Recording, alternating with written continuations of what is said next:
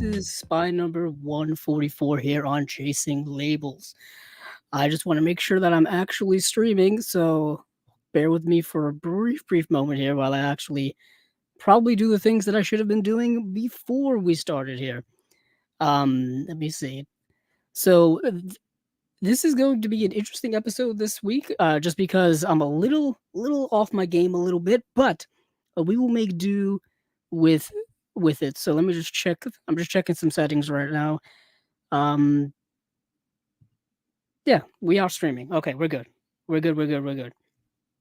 Uh, uh when anything happens that I'm just not aware of that was supposed to happen, basically the things that come out of nowhere, I like to kind of freak out about it a little bit, but we're doing good. We're doing good. So, um, let's get into what we're going to talk about this week.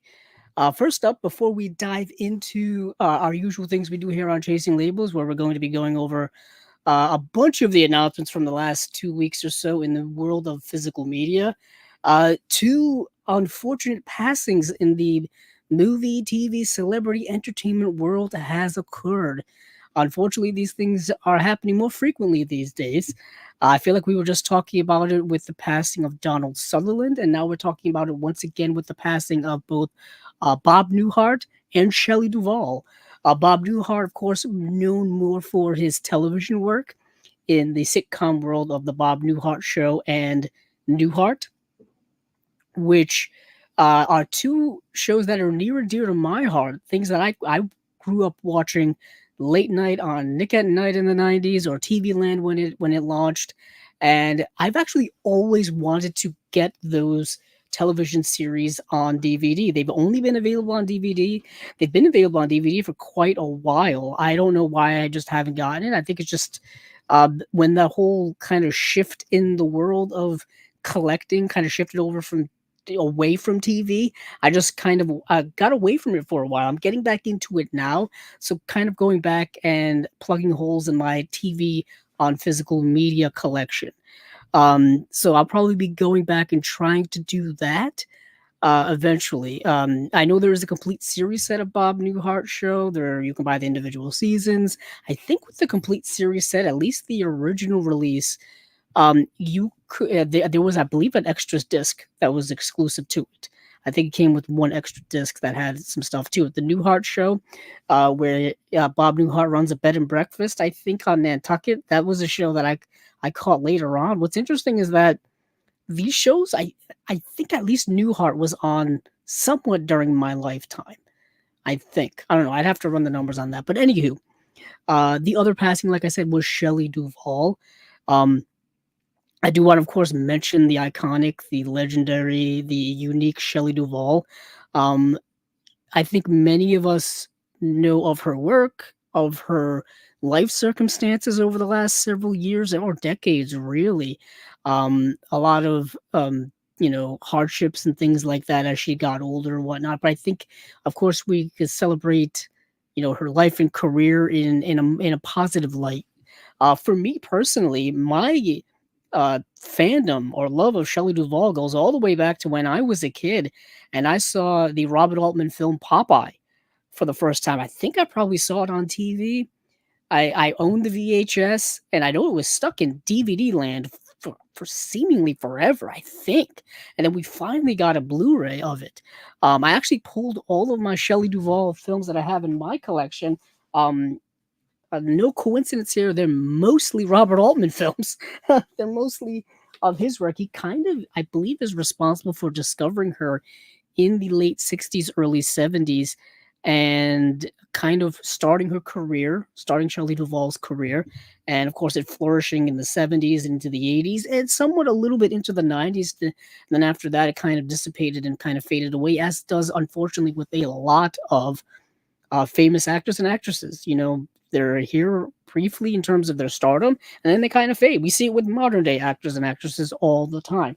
But when it comes to things I have in my collection for Shelley Duvall, um, I have, the Robert Altman work, McCabe and Mrs. Miller. This is just the Criterion Blu-ray. I know this was recently upgraded to 4K from them recently. I don't know if I'm going to upgrade to it. at least not now. Um, Reason being is this film is very soft when it comes to its cinematography. I don't know if 4K will lend well to it because you can only do so much with the aesthetic of this movie. That was kind of the thing with Altman. I think a lot of his films had a very soft aesthetic to them. But this is McCabe and Mrs. Miller. I have Thieves Like Us, another Robert Altman film. This is the Radiance release. We're going to be talking about both Criterion and Radiance during this episode. Um, uh, so, this is kind of coincidental. We're going to be doing that, but this is their release. I believe Kino also put out a release. Or was it Arrow? One of the two. Either way, Thieves Like Us. I've got the Criterion release of Nashville. Now, as you can see here, this is the thicker dual format release that they came out with in probably 2013, 2014, somewhere around there. Their first run at doing like dual format or multiple format releases, and then they kind of discontinued. I always bemoan it. I loved when they did the dual format releases. I absolutely loved. You got more bang for your buck. This was, this is a digipack release of Nashville. This has since been re-released on Paramount regularly, and I believe also probably reissued by Criterion as well. But this is the release I have. There's this. I've got some other stuff here. Annie Hall. She was in a scene in Annie Hall, the Woody Allen film, the Best Picture winner. So I thought I would, bring this out to show she was in that. And of course, this is the Robert Altman film, Three Women. This is an incredible film. If you didn't know that this was a Robert Altman film, you wouldn't have guessed. It's so different from the rest of his filmography, at least from what I've seen. And Shelley Duvall is phenomenal in this movie. It's her and Sissy Spacek. This is a very surreal film. And when I think of surrealism, I don't necessarily think of Robert Altman, but this movie is phenomenal. This is the Criterion Blu-ray of that. If you haven't seen this movie and you don't know of Robert Altman, I think you can watch this and be pleasantly surprised. Even if you're not a Robert Altman fan, if you don't like his style because he is an acquired taste, I still think Three Women is the outlier. This is the one that I would recommend to non-Robert Altman fans. I got some more stuff here. Of course, probably her most well-known role, The Shining. I've owned this on DVD. I've owned this on Blu-ray. I've owned this in 4K. It's the film by Stanley Kubrick. We all know the story behind the making of it. If you've seen the making of, if you've just seen clips from it, people bring that up all of the time. Shelley Duvall was just incredibly manically unhinged in this film, as one would be in the plot of The Shining. But yeah, this is the 4K UHD release from a few years ago. That's probably one of her most famous roles. And then here comes the role that I first remember her for. That is Popeye. This is the Paramount Blu-ray. This came out a couple of years back, and unfortunately, no special features, nothing like that. They basically just put the movie out on Blu-ray to, I guess, salivate our want of it. Hello. I got some comments here. So we've got a comment from Humboldt Horror Honey. Hello, welcome back. Thanks for showing up. We got another comment here from our buddy Tony from Australia. Nice to see you, Tony. Hopefully your birthday went well last week. I believe it was it last week or was it the week before? I think it was the week before last. But I'm just going through some Shelley Duvall films I have in my collection. Like I just talked about Popeye, talked about The Shining, talked about Three Women.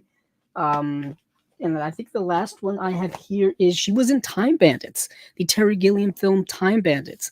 Now, this is the Blu-ray release. I know that Criterion just re-released it in 4K. But yeah, I've got this nice, cool lenticular cover release here, which I think the 4K does the same thing. Yeah, so that's what I just been talking about. Just talking a little bit about Shelley Duvall. When you're a film fan or you're like a big film enthusiast, when some of these actors and actresses passed, you don't get to talk about it with a lot of people because they have no idea what you're talking about. So I thought I would share that on here. Let's see. Tony responded. Nice. Yes, that's right.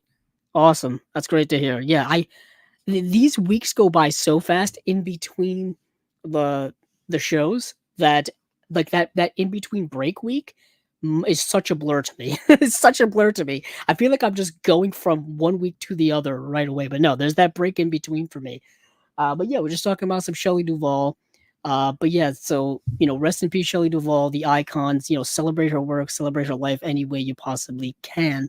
I would love to get more of her stuff in physical media form. Um, there was that television series that she did in the 80s, the Fairy Tales one. It has a DVD release, but I believe it's out of print.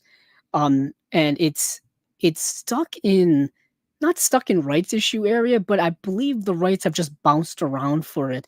I want to say it's in like some subsidiary company with Shout Factory, something like that. It's in someone's library somewhere, and I would love to get a nice DVD re-release of that. There is one you can get on eBay, but of course, since it's out of print, it goes for so much money.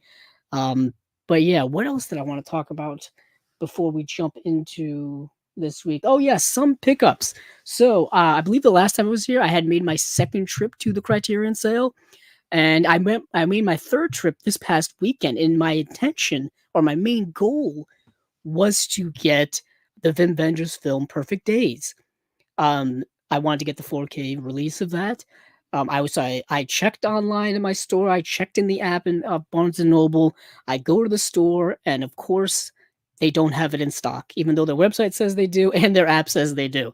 So I've got to wait on that a little bit because it is actually, I think, sold out on online as well from their website, and Amazon's not price matching it yet or at all. So I kind of have to wait a little bit on that. But I did, of course, pick up a couple of things while I was there. I wasn't going to leave there with nothing. So I picked up during my third trip Power of the Dog, the Jane Campion film, the 4K UHD release of that. Um, I had wanted to get this several times before, but I kept leaving it behind and leaving it behind in substitute for some other things. But I was there. They finally had copies of the UHD in stock, a few of them actually. So I decided, why not get this? I really loved this movie when it came out back in 2021. Um, yeah, I've been getting more Jane Campion films in my collection as I've gone along. I gotta see what I have and what I need to get. So I got that, and then they finally had this in stock. The Others, the 4K UHD release of The Others, the film starring Nicole Kidman. And the last few times I've gone there, whether it be the last sale or this sale, I think they maybe had the Blu-ray, maybe. If not, they were just sold out of it. But they had a couple of copies, so I was like, I'm gonna get it now because by the time I come here next time, they probably won't have any left. What I did notice is that my store specifically, people were buying them. People were buying the Criterions, and they weren't restocking the shelves as much as I would have liked. If you saw my first video that I did, that I finally posted a couple of days after our last episode here, uh, those shelves are looking pretty good. They've been picked over a little bit since I've gone back. There's a lot of gaps there now, but I got The Others, so I can upgrade my old Blu-ray release that I have. And then lastly here, I went back and got something that I wanted to get the first time I was there, and that is the Ozu double feature of the story of Floating Weeds and Floating Weeds, both the 1934 version and the 1959 remake. This has been a hot seller this sale. This is probably one of the hottest sellers I think of this sale. I think the reason being is that it was in the collection for so long. It's been on just DVD for so long, and it was an early DVD release from them. I think it's 232, and we're up to what, like almost 1,200 releases now in the Criterion collection. So this was definitely something people were clamoring for. So I got more Ozu in the collections, so I'm looking good. But I still need to get Perfect Days, the Vin Vendors release. Farewell My Concubine is coming out this week. I believe Risky Business is coming out still. I don't know if that's going to be during the sale. It may be. I gotta check on that. Maybe I'll check on it while I'm on the Criterion website, which we're going to transition to very, very quickly. Actually, we'll transition into that now. Why not? All right, let's dive into what we all came here for. For those of you who are watching this for the first time, listening to this for the first time, Basically, what we do here on Chasing Labels is we take a dive into the boutique world of recent announcements from various companies, and I basically pick out things that I want to add to my collection or things that I find interesting or favorite movies, things like that. Basically, it's up to my perspective. So, sorry if you don't like my taste in movies and whatnot, but hopefully you're just here for the love of movies because that's what it's always been about. Um, so let's dive into some things here. I think I want to start off with doing the individual releases first. I want to start off with getting those out of the way, and then we'll dive into a bunch of the slates that arrive. That's where I concentrated most of my preparation for. So, first up here is a release that's going to be coming out by Film Masters on July 30th. This is Jack and the Beanstalk from 1952, starring Bud Abbott, Lou Costello, and yeah, it's an Abbott and Costello take on the Jack and the Beanstalk tale from 1952. It says here, be happy and go wacky. The classic fairy tale gets a comical workover from comedy legends Abbott and Costello. Lou plays Jack, while former heavyweight boxer Buddy Bear plays the giant who lives in the sky. Meanwhile, renowned voice artist Mel Blanc, who did Bugs Bunny, lends his familiar sound to various animals in the story. There's even a talking harp. Directed by Gene Yarborough and starring Barbara Brown, William Farnham, and Shay Kogan. This is one film that will always think twice the next time someone offers you some magic beans. This film will make you think twice. So this was restored in HD by Film Masters and being put out by Film Masters. And Film Masters has done a few releases that we've talked about here. So Jack and the Beanstalk from 1952. This is one that they've done, but of course they've done The Terror, which I have in my collection. It actually may be right here. Hell no. Here it is. So I've got this. This is Film Masters right here. Luckily, I am awful when it comes to putting things away on shelves because it comes time to record the podcast. I've got things ready handed. So this is The Terror. This is put out by Film Masters. They're putting out Jack and the Beanstalk, and they put out some other releases as well. But I won't dwell too much on that. I'm pretty sure many of you will have seen that story of Jack and the Beanstalk adapt so many times. We were just talking a little bit about Looney Tunes in the description here. Looney Tunes has done it. Everyone's pretty much done it. They did a live action film several years ago, Jack and the Giant Slayer was a take on it. Probably dating myself on that. But yeah, so you understand what I'm saying. So moving on from Jack and the Beanstalk, let's move to so this is something that actually was announced back in I think May, but for some reason I'm only seeing it now, and that's The Last Stop in Yuma County is being put out by Wellgo USA.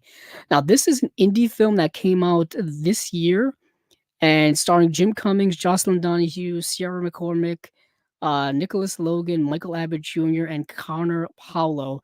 And the release is scheduled for July 16th. So this has already come out. This has already come out. So I'm way, way off when it comes to this. So, but The Last Stop in Yuma County is a kind of a low stakes indie film where it all takes place in one location and a bunch of different people kind of just happen to end up being there. The premise is that Jim Cummings he's like a door-to-door knife salesman. Like he sells like kitchen cutlery and stuff. And he needs to get some gas. So he goes to this gas station in the middle of Yuma, and the gas station has no gas. The the truck hasn't come yet, so he's got to wait at the next door diner. And while he waits there, some bank robbers happen to show up and basically hold the people there hostage. And so it's a bit of a standoff, tense situation going on. And so it all takes place, like I said, in one location. Very well done, good acting, good tense moments. Really, streamlined type of film. I think the movie's only like 95 minutes long, so super short in comparison to some other films, and it's really good. And Wellgo USA, which is I would say an indie boutique label, is putting it out on Blu-ray, and we'll put it out already. There's 3 audio commentary tracks, and there's a making of featurette on it. So this is one of the kind of hidden, I would say, indie gems of the year so far when it comes to new release movies. It is available online to rent, I believe. So if you want to go that route, go that route. Just give the movie a watch. So that is The Last Stop in Yuma County by Will Go USA. Next up here is The Dragon Painter by Milestone Films. Yeah, or just Milestone. I think it's Milestone Films. Either way. So Milestone is preparing a Blu-ray release of William Worthington's The Dragon Painter. This is a silent film from 1919. That's why it intrigued me. I did get to see it, and it is a fascinating, like Japanese folklorish film.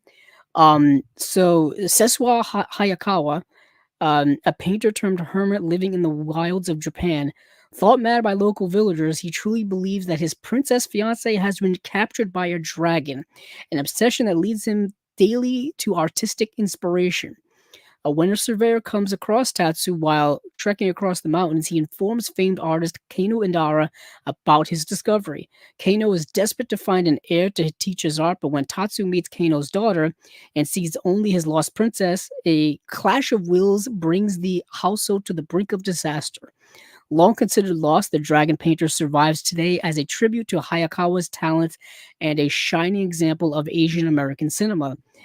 So what is interesting about this release is, yeah, it's part of that silent era. As we know, the good majority of the silent era has been lost to us. So anytime you can preserve something that you thought was lost or is on the brink of being lost when it comes to cinema, you do it.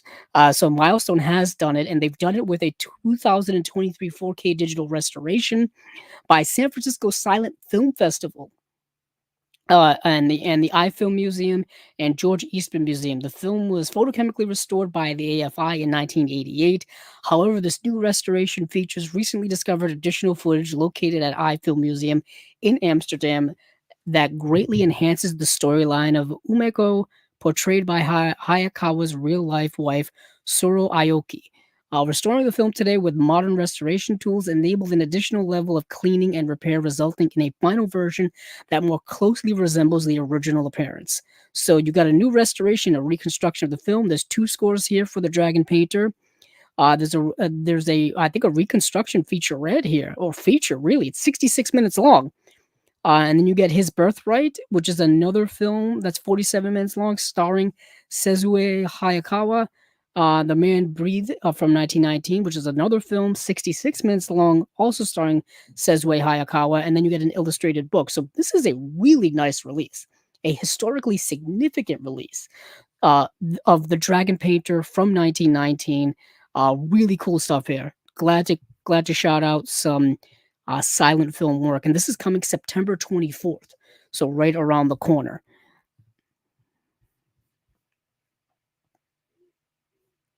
All right, so we got some more comments here. Josie's here. Hello. Oh, your birthday's next Sunday, the 28th. Awesome. Awesome. That's coming up very soon. My brother's birthday was the 20th, which was just this past Saturday. So there's quite a few people here with July birthdays. Awesome. Awesome. Nice to see you again, Josie. Hopefully things are going well. And Josie has also seen The Dragon Painter, and it is excellent. You are right. It's also streaming, I believe, on the Canopy app, the one that you can sign up to from your local library. That's where I saw it. I don't believe that that's the new restoration release, because they look like it needed some restoration work. Either way, it was still a great thing to watch. Let's see what else we got here. Humboldt Horror Honey. Yeah, Humboldt Horror Honey. I would definitely watch, at least watch the movie if you can before buying it.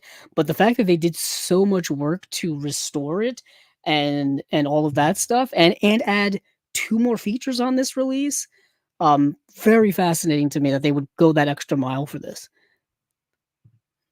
What has Josie been up to? New watches since the last time, The Andromeda Strain. I think that's the Michael Crichton film, right? Night Moves, the one with Gene Hackman. Awesome. Shortcuts, the Robert Altman film. Coincidentally, we were just talking about Robert Altman with Shelley Duvall. Um, The Angel Who Pawned Her Harp. China 9, Liberty 7. The Devil and Miss Jones. Cool. Let's see. Roller Coaster and Capricorn 1. Yeah, we talked about Capricorn 1 because it's getting a Blu-ray release. Interesting movie. Um, Way more contemporary than I thought it was going to be. I was expecting kind of a schlocky 70s sci-fi-ish film, way more of a political film than I thought. Let's see. hide that. Finished reading The Weirdo by Theodore Taylor. Great book. Awesome. I'm in between books right now. I'm in that weird flux zone where I just finished one book and I'm deciding where to go next. I always have things on my to read list. I've always got things that I can read, but I'm always super indifferent when it comes to choosing. And sometimes I like to take my time with reading things or choosing to read things. Let's see. Oh, Josie, you saw Twisters. Nice. Nice. I still have to see it. That's what I'm probably going to do this week. I did get to see Maxine. I did get to see Longlegs. Longlegs is incredible. That movie kind of blew me away. Um, for those of you listening, it's the movie that just came out by Osgood Perkins, who is the son of Anthony Perkins, and the movie is incredibly interesting. It's like David Lynch meets Fincher. It's a suffocating, brilliantly nihilistic, like deft movie. The movie just keeps you like holding your breath the whole time in terms of how suffocating the atmosphere is of that movie. Um, yeah, it's Long Legs is really, really good. I recommend that to any horror fan. Um, I there's gonna be people who don't think it's not horror or anything like that, but to me it is. To me, it's enough in that genre to where it really, really was effective. Maxine, I know I had talked about here recent weeks because I had recently bought Pearl and all that. Maxine, while still good, slightly disappointing to me. I still think Pearl is the better film if I'm comparing all of them in the franchise, and Maxine I thought was going to be more than what it was. Granted, that's just me going in with preconceived expectations, which you probably shouldn't do when it comes to watching movies. You know, you like to go in with a relative blank slate, so you're not manipulated by yourself. You're not duping yourself. But I appreciated the style of Maxine, the vibes of Maxine, and all of that. I thought were great compared to the actual plot of Maxine, which I thought was just very plain.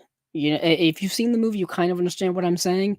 It definitely feeds into a lot more of the first film of X. So for those of you going into it, I definitely give X perhaps a rewatch. But I still liked a lot of aspects of that movie. I thought Kevin Bacon was incredible in the movie. I love the scene and the vibe of that whole movie. Um, More than the actual plot of it itself. That's what I'll say. But Twisters, yeah, I heard is a ton of fun. I've been wanting to buy the 4K of Twisters now for a few weeks and rewatch it because I've watched the movie a few times when I was a kid. I watched it, I think, on cable when it first came on. I've watched it, I think, on streaming at least once. I've seen Twister a bunch of times, but I've never owned it. At least I thought I didn't own it. Um, but yeah, I've been wanting to get that. So let me move down here. Let me move right along. Um, oh gee, if Glenn Powell were to do a voice in an animated film, what would you like to see him voice? Oh man, I have a predilection for stop motion animation. Something to do with stop motion animation. I don't know why. Something like I don't know, like claymation or something like that. I know Wallace and Gromit is typically doesn't have a lot of dialogue. It's more physical and more, you know, aesthetic. But something like that. I don't know why. I feel like he could voice some cool type of claymation, stop motion animation character. Um, I think maybe the traditional thing would be to stick him in a Pixar film because they seem to get every single well-known celebrity to do a Pixar film now, or even to do some other type of well-known property. You know, whether it be the Mario movie, whether it be Garfield, which just came out. They seem to get well-known actors, or at least the stars of the moment, to do those movies. And I'm more of like leaning towards the more artistic side. Um, let's see. Yeah, Tony, I agree. Long Legs is great. Let's see. Nicholas Cage in Long Legs is so unhinged. He's both he's hilariously frightening, which doesn't make any sense. This is kind of an oxymoron because you want to laugh because you're so disturbed by his performance in it. It's it's unbelievable. It's really truly unique to behold. If you haven't seen the movie, I don't recommend looking up pictures from it or being spoiled by the movie in any way because just the aesthetic of of Nicolas Cage in that movie is wild, is frightening. Um, yeah, so let's see. Humboldt Horror Honey. Um, oh, interesting. Interesting, Humboldt. I thought that that would be that long legs would kind of be up your alley a little bit. I don't know why. I just feel like it's interesting. I can understand certain criticisms of the movie.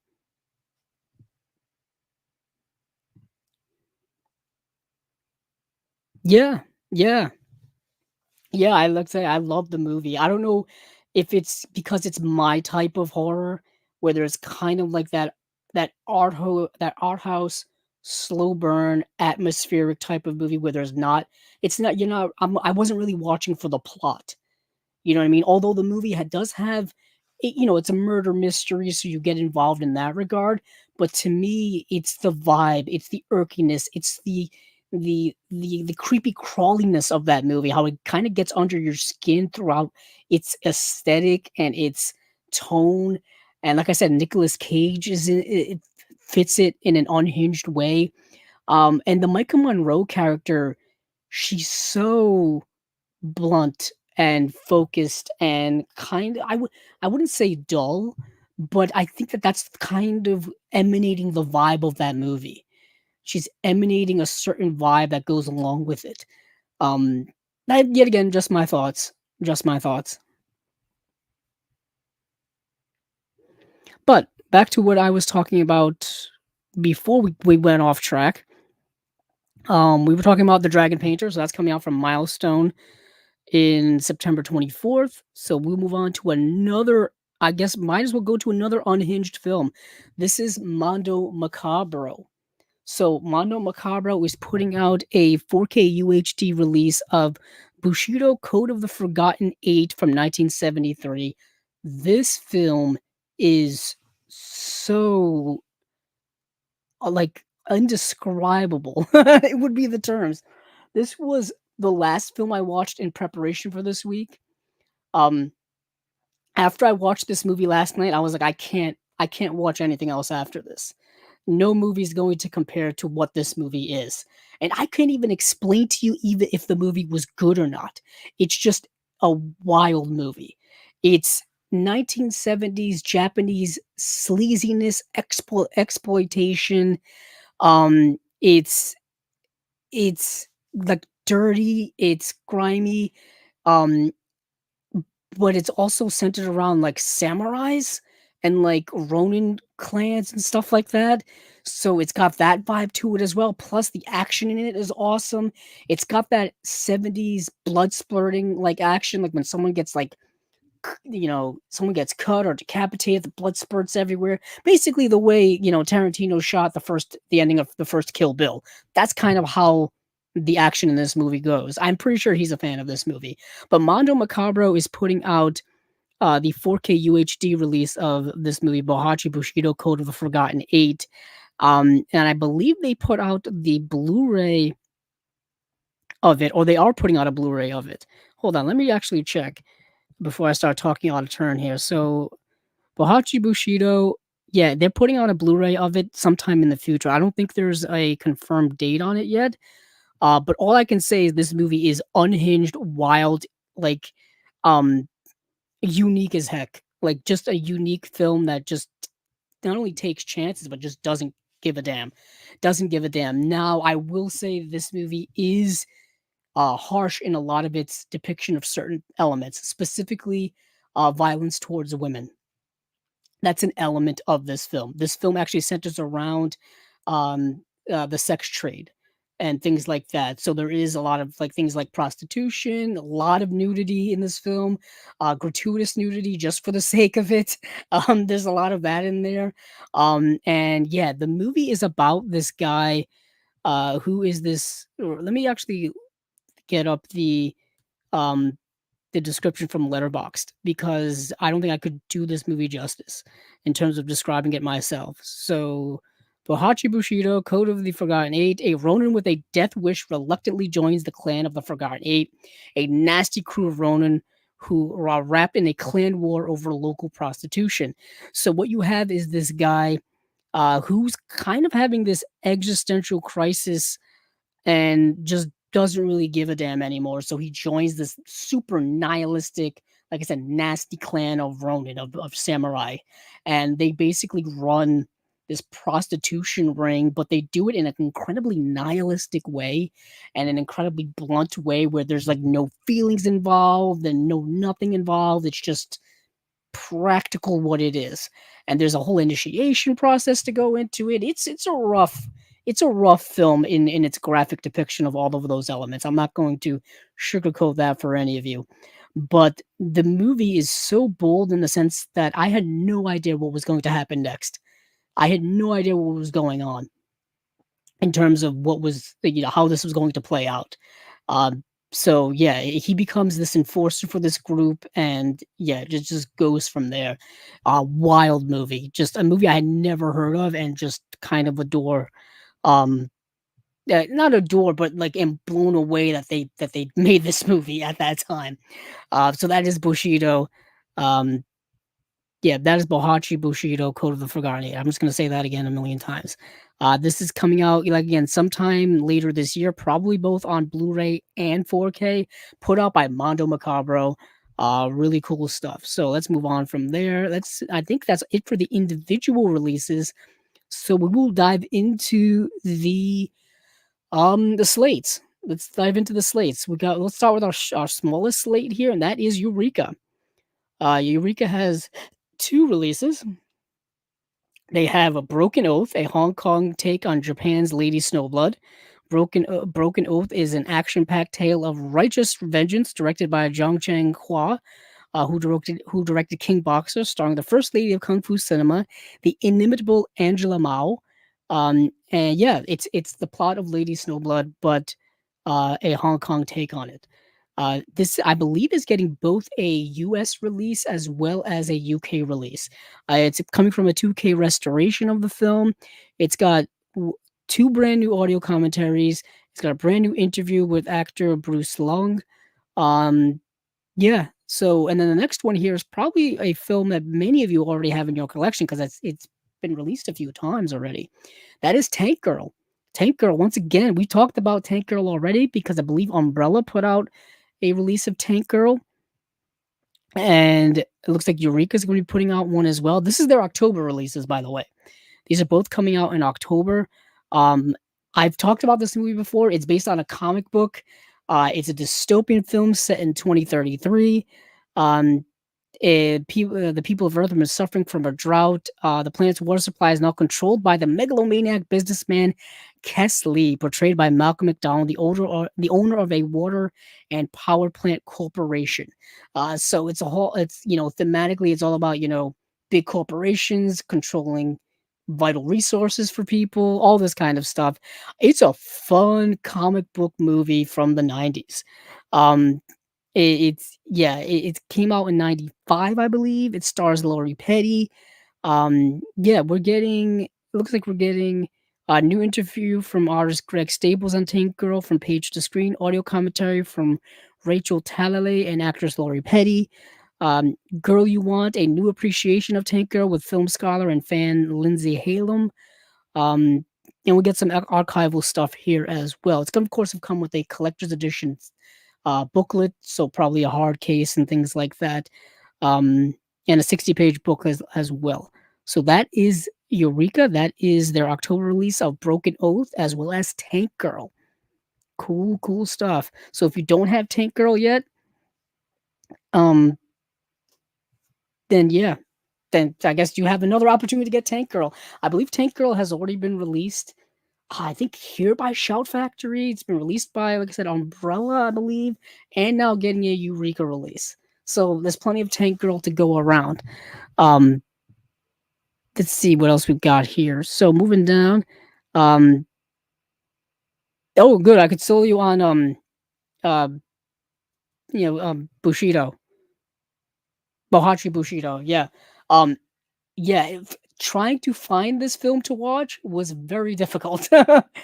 Because it's a movie that's so graphic. Um, I'm assuming a lot of streaming sites don't want to stream it. Because even when you sign, you have to, I think, sign into YouTube to watch the trailer that Mondo Macabro has provided for it. Because of the graphic nature of it, because it elicits so much graphic stuff in it.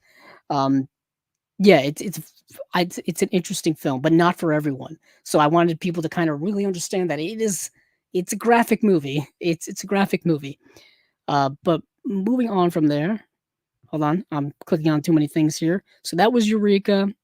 Let's move over to Kino. Why not? I got the Kino tab up here. There's actually some stuff I wanted to talk about last time from Kino that I didn't, so I saved it for this time. Uh, I don't know why I just said that because that was just irrelevant to anyone listening. But so there's two Kino Lorber Studio Classic re-releases, and I'm assuming that these are the exact same release. Yeah, so this is a re-release of Avenging Force and Rolling Vengeance. Avenging Force stars Michael Dudikoff. And it says, note these are from the same transfers as our previous releases, but encoded at a higher bit rate and on a dual layer BD50 discs, giving the features 30 megabits per second or more, so they should look better than the previous release, which were on BD25s. We added English subtitles and slipcases to both releases. We've seen Kino do this with a lot of their releases. Speaking of Kino, I finally ordered from their spring into summer sale because it does end tonight, I believe. If those of you who have bought some stuff from there, please let me know what you got. I'm just curious. Also, I believe their kind of while supplies last sale also ends, I think, at the end of this month. I think that's when those titles will disappear from their catalog. So if there's things on there you want to get, I would definitely browse on there as well, just so you don't miss out on things. You don't have to buy anything on my account, but just in case you miss out on some of those titles. So like I said, we've got Avenging Force, Rolling Vengeance. Next, we've got Chains of Gold, starring John Travolta from 1991. So, Chains of Gold is a hard hitting story of a teen who has made a big mistake and the one man willing to risk everything to keep that mistake from being fatal. Social worker Scott Barnes, John Travolta, um, who of course was in Pulp Fiction and Grease, befriends 13-year-old Tommy Burke, portrayed by Joey Lawrence. Wow, that's a name I haven't heard in a long time. Who's credited here as being in TV's Blossom. Yeah, that's a reference you don't hear very often. Who's involved with a crack dealing gang. He is desperate to quit, but the gang has other ideas. They kill anyone who tries to leave. When the police offer no help, Scott launches a desperate attempt to rescue the boy with the help of his ex-girlfriend Mary Lou Henner. Holy heck. Is that Mary Lou Henner from Taxi? I think it is. Anywho, he infiltrates the inner circles of the gang, putting his life on the line to get Tommy out. The stellar cast includes Bernie Casey, Hector Alonso, and Benjamin Bratt, who's credited here for Miscongeniality. So what you've got here is John Travolta trying to rescue this um, young teenage Joey Lawrence from this gang. That sounds like the premise of the movie to me. This is coming with, unfortunately, no special features. I would have loved to see John Travolta talk about this movie, just to see what he remembers from it and if he has any memories at all, fond or otherwise.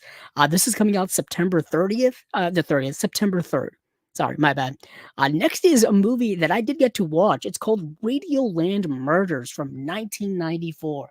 So Radioland Murders, the story was actually written by George Lucas of Star Wars fame, and other films, of course, but we all know Star Wars is his claim to fame. So he wrote the story for this. He didn't direct it. He didn't write the screenplay, but I guess the story was based on him. It's actually directed by Mel Smith. And let's see.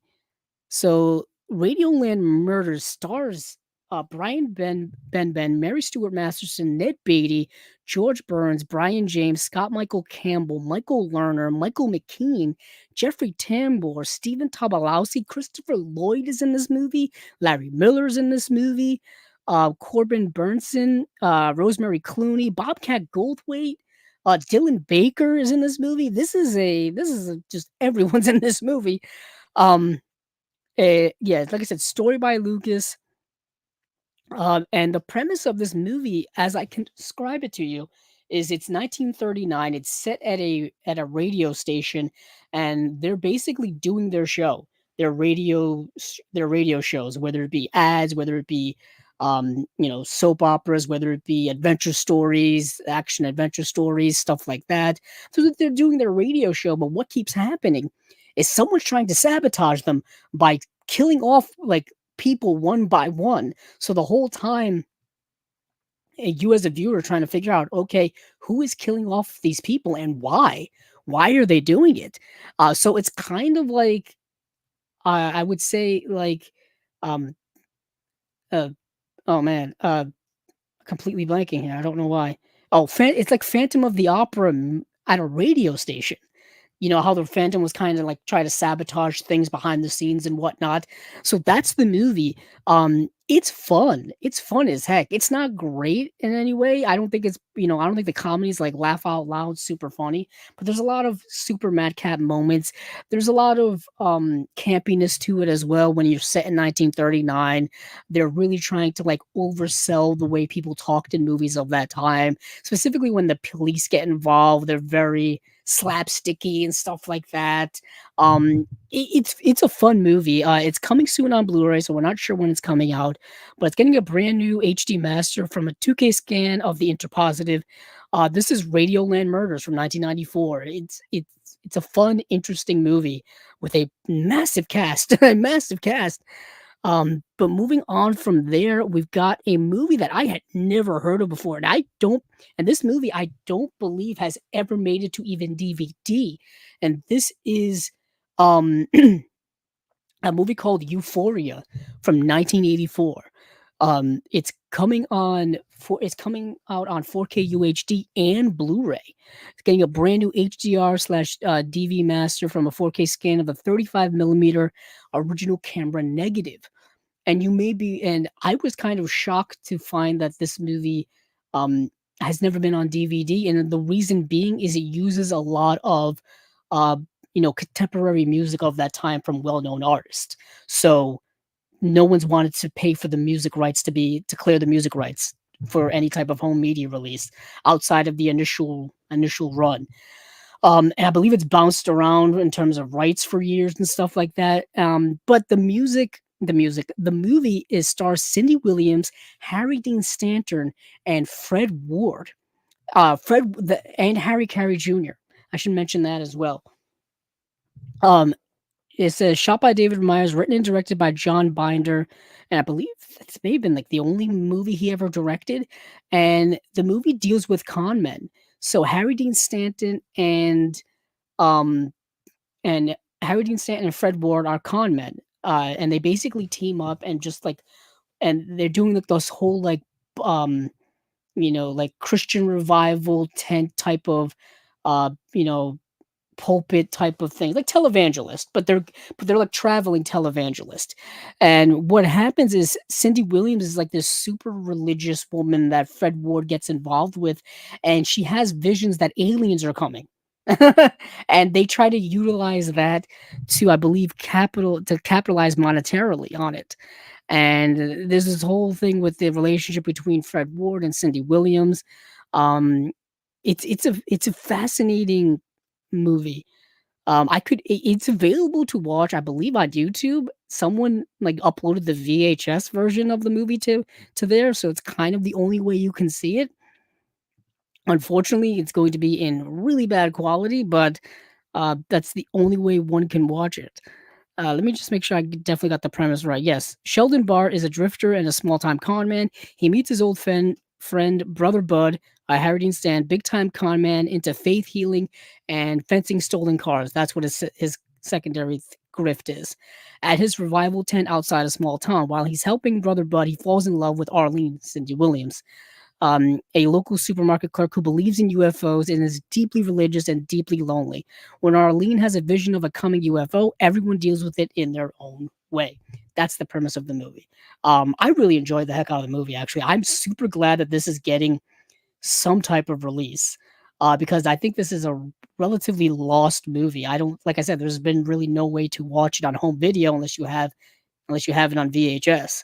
I'm hoping they're able to clear the music rights. I know Kino has had some trouble in the past with doing that with other releases where they've had to use substitute music because they couldn't clear the rights or couldn't pay for the rights of the well-known music or the more well-known music. Um, yeah, let's see. Going back to yeah, Blossom, Laugh Out Loud. I watched Blossom when I was a kid. Um, Growing up in the '90s, I caught Blossom, uh, Mayim Bialik, and of course Joey Lawrence. I think that show has only ever gotten its first season released on DVD, and I don't think it's sold well enough to get subsequent seasons. A lot of that '90s sitcom kind of fell into that for the longest time. Specifically, um, I Malcolm in the Middle. Malcolm in the Middle, I don't think has more than one season out on DVD. Uh, so there's still a lot of that going around, and with the way the market is when it comes to TV on DVD or TV on home video, I don't know if any of those are ever going to see complete runs. Um, yeah, oh yeah, yeah. So did I, Tony. Oh, the first 2 seasons are on DVD in one package, okay. So I was a little wrong on that, but yeah, it's one of those where I guess the first 2 seasons didn't sell well enough to warrant subsequent seasons. I have to go back and do all of that research. For those of you interested in kind of, I guess, chasing labels, Andrew Host lore, my first big thing when it came to collecting physical media, when it came to all of this, was TV shows in the late 2000s. TV on DVD was big. It was the thing. And that's where I really started to get into it. And then of course movies came after that, but when I was a kid, man, I would have loved to live in the world of streaming where I could have access to all my favorite TV shows anytime I wanted. Growing up in the '90s, yeah, we had TV on VHS, but they were expensive and they would only give you like I don't know 3 episodes per tape or something, depending on the show. I'm just making guesses here, just talking on a turn, but still, it wasn't the way it was when DVD came around, where you could buy whole seasons. You can get whole seasons of shows. It was mind blowing at the time. Nowadays, you can stream whole series in a short amount of time. Stuff that came out so many years ago. That's why I'm such a big advocate for it now, trying to get it revived because I feel like there's still so much of it we didn't get, but we're slowly getting it now. We're slowly getting it now. The boutique world is kind of saving it. The boutique world is kind of saving that area of home collecting. But that just me going off on a tangent. I've been thinking about doing something here on the channel when it comes to TV shows, and just kind of showing off stuff I have in my collection and whatnot, and talking about it a little bit. Um, because I still buy it from time to time. But yes, awesome. Blossom, what a throwback. Let's see. So Euphoria is really, really good, like I was saying. Glad that's coming. It just says coming soon, so we don't know if that could be this year or next year. Who knows? Um, Next, coincidentally, from Kino Cult, we're getting the Antichrist, which I'm going to talk about later because I believe this is the same film that's getting a release from Imprint as well. Once again, Kino and Imprint go hand in hand when it comes to releases. Um, One releases the same movie, the other one releases the same movie. One releases the same movie, the other releases the same movie. They go back and forth. So the Antichrist from 1974, audio commentary by the late great Lee Gambin, and film critic Sally Christie. That's coming. That's Kino Cult, number 15. I think they're just giving us the details on that. Or coming September 10th. And then you have Zoltan, Hound of Dracula from 1977, or Dracula's Dog, as it's known, audio commentary by film historians Lee Gambin and John Harrison. So those are two 4K UHD releases from their Kino cult line coming in September. And that is once again the Antichrist and the Tempter. I think I've seen the Antichrist. Um, so yeah, that's the only one of those two I've seen. Next is a movie, once again, kind of off my radar and a rather oddball, odd duck of a movie. That is the movie Link from 1986, starring Elizabeth Shue. It's Elizabeth Shue and a really smart monkey. And that's kind of the movie. So Elizabeth Shue is like this, I think like college student, graduate student, something like that. And she's taking a course with this professor portrayed by Terrence Stamp. And his whole thing is that he is a zoology professor. So his whole thing is he's like studying like the intelligence of like monkeys and things like that, and he needs like someone to like come out to his home and be his assistant and things like that. So Elizabeth Shue basically signs up for that role. This is actually directed by Richard Franklin, by the way, who directed Road Games, which is great. So very interesting that it's directed by him, and he does the most with this premise. The movie I don't think is bad. It's just it's odd when you read it on paper. It's Elizabeth Shue and a monkey essentially, and like I said, she takes this job, and she goes to work out. And of course, he lives in like a remote house in the middle of nowhere. Of course, it happens to be there. And so what happens is is one day he disappears, the professor, and Elizabeth Shue doesn't know what happens to him. And she's kind of there alone with this suspicious monkey who's also the butler as well. Yeah, it's just go with me on this. He's also the butler as well. There's this other young monkey there too, and she's basically trying to like figure things out. Like what happened to the professor? Why hasn't he shown up in days? Did he just leave, or did something more sinister happen to him? Meanwhile, you're watching her interact and try to deal with the situation, and you know as a viewer, something sinister is going on here. Something ain't right. You know what I mean? The movie just kind of telegraphs directly to you that. And then of course things escalate and whatnot, and you can kind of figure out what goes on from there. But it's Elizabeth Shue in the 80s, where she was really doing a lot of her more well-known work. You know, she was in The Karate Kid. She was in Adventures in Babysitting, which is a movie I still need to get. That Blu-ray came out years ago, I think by Disney of all people. So yeah, what a movie! What a movie! So that is Link, and I think that's getting. Yeah, it's getting a 4K UHD release September 10th. Yeah, it came out in 1986.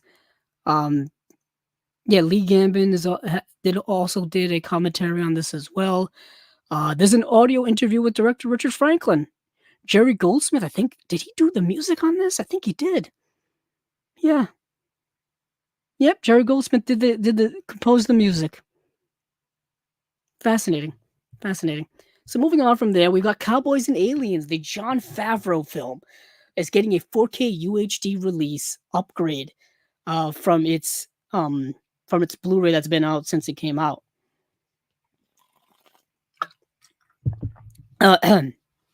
Some people like this movie, some people don't.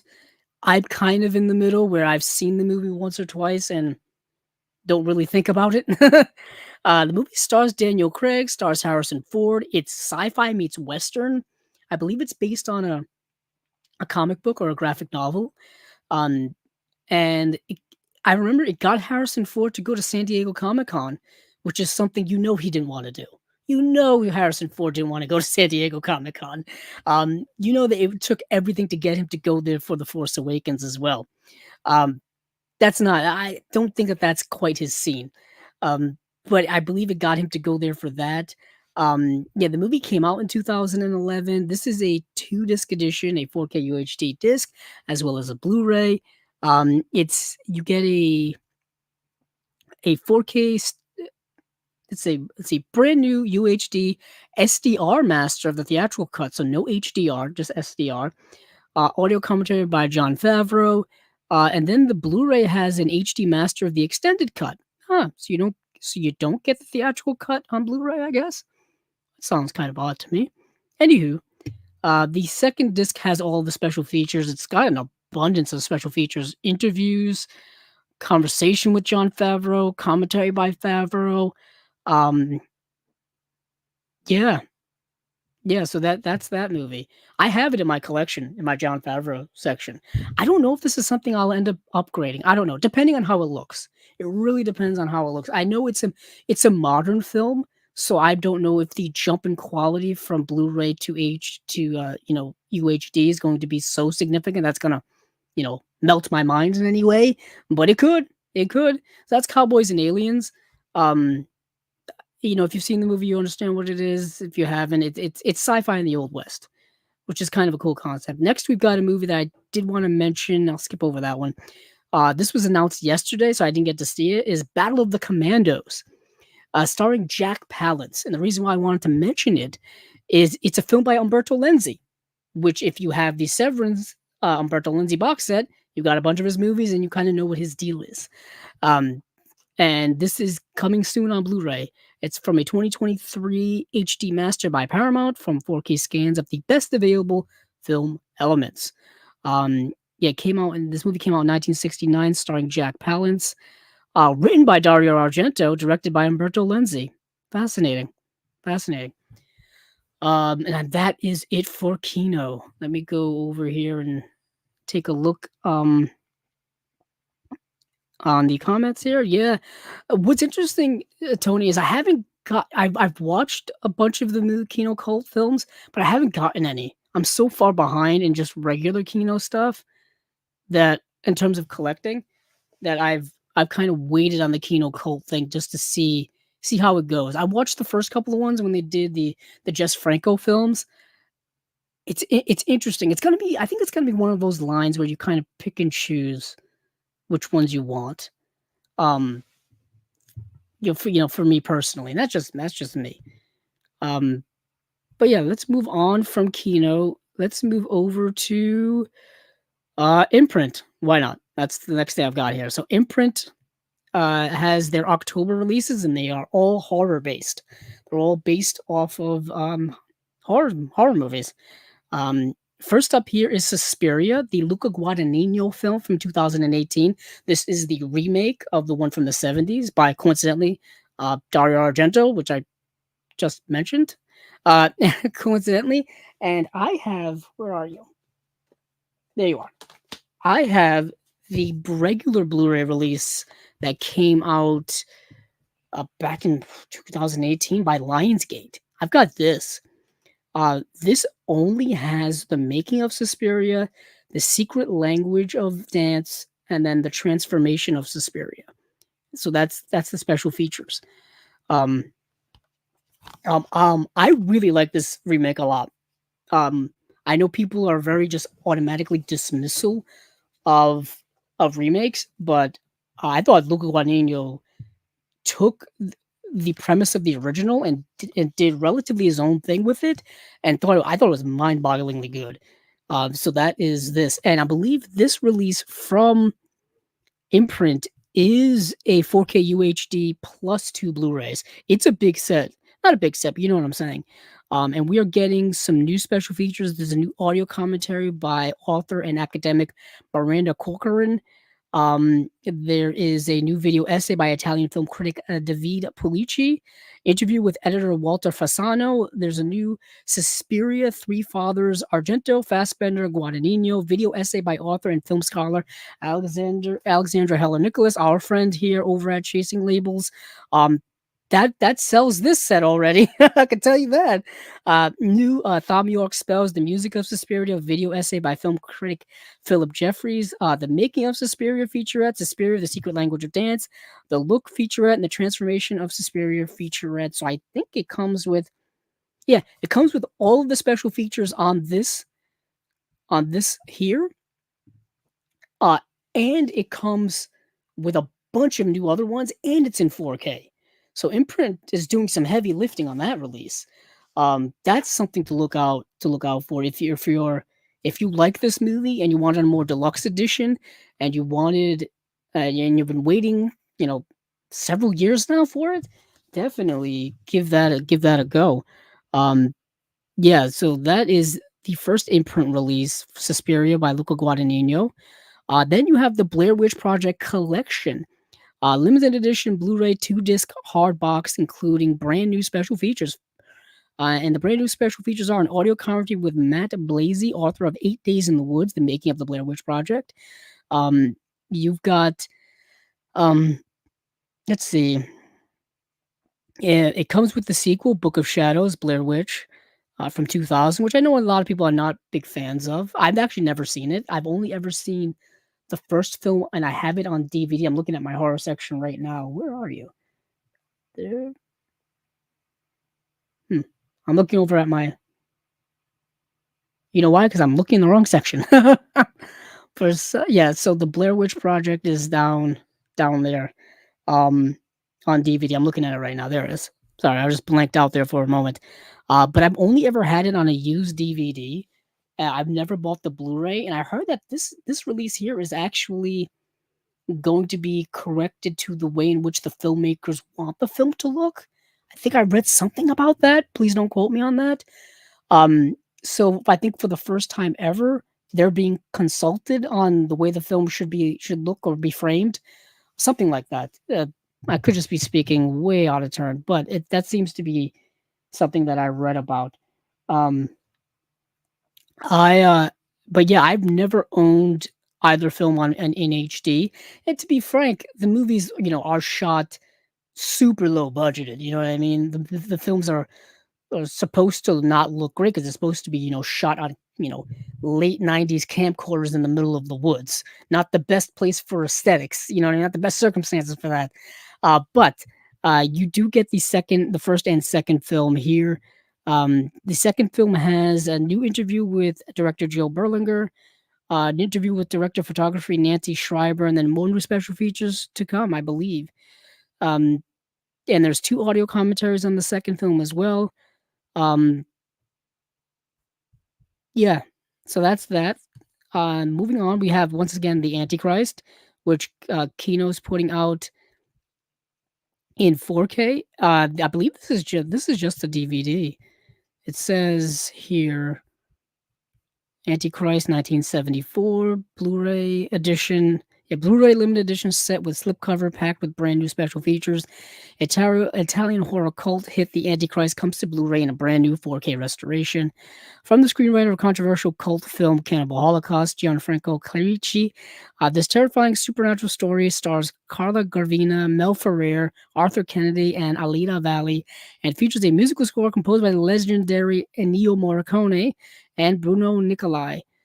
In Rome, a young woman is left paralyzed by the trauma of a horrific childhood accident and soon becomes a satanic seductress with a taste for extreme perversion. Now she must face a harrowing exorcism that will cast out the devil forever or usher the unspeakable birth of the Antichrist. Sounds like a lot going on there. Sounds like a lot going on there. And this is stacked with special features. It's got new audio commentary by Kat Ellinger, and I believe Kat Ellinger said that she produced 3 of these releases. Assuming this is one of them. Does an interview. She does a commentary on here. There's an interview with Remo Garoni, video essay on director Alberto Di Martino by film critic Rachel Nisbet. New Too Vulgar, a display of power, the enduring phenomena of exorcist ripoffs. Video essay by film critic Andy Marshall Roberts. And then you have some other things here as well. So that's interesting. So then next up here, you have Superstition, which makes me think of the song Superstition. Don't ask me why. This is an 80s slasher with a supernatural twist to it.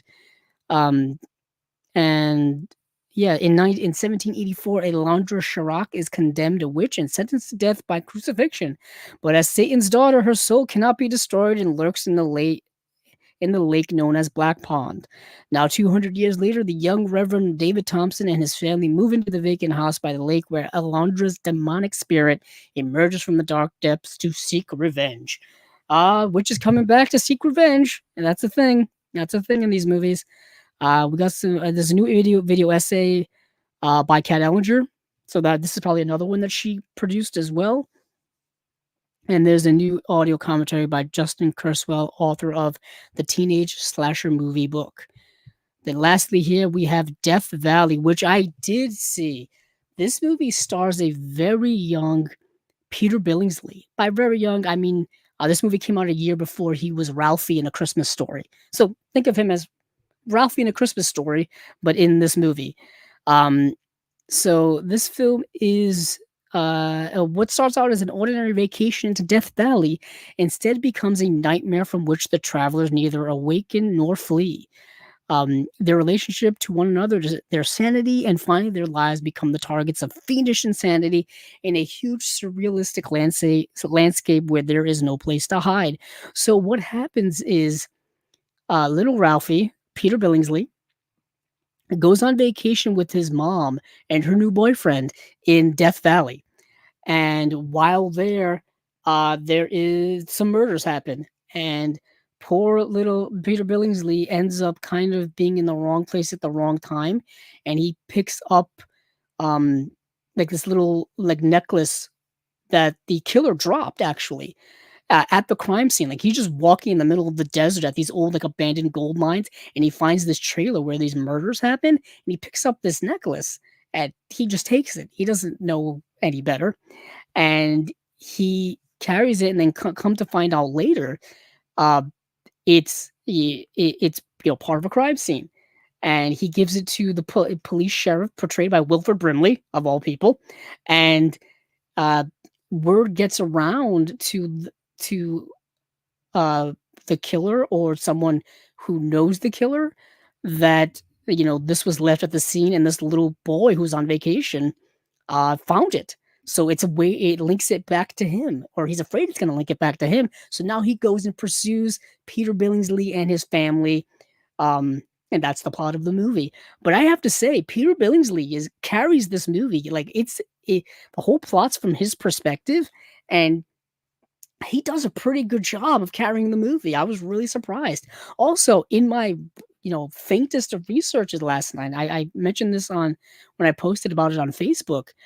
Peter Billingsley was a co-producer of Jon Favreau's first film, Made, and he was also an executive producer on Iron Man, of course, also directed by Jon Favreau. So that's an interesting connection. He's also produced a bunch of other things as well. Um, so I didn't know that Peter Billingsley was such a big like Hollywood producer. Not big, but he's done a lot of producing in his career. I thought that was a cool little tidbit, cool little fact. Interesting. And yeah, so that is Death Valley. And this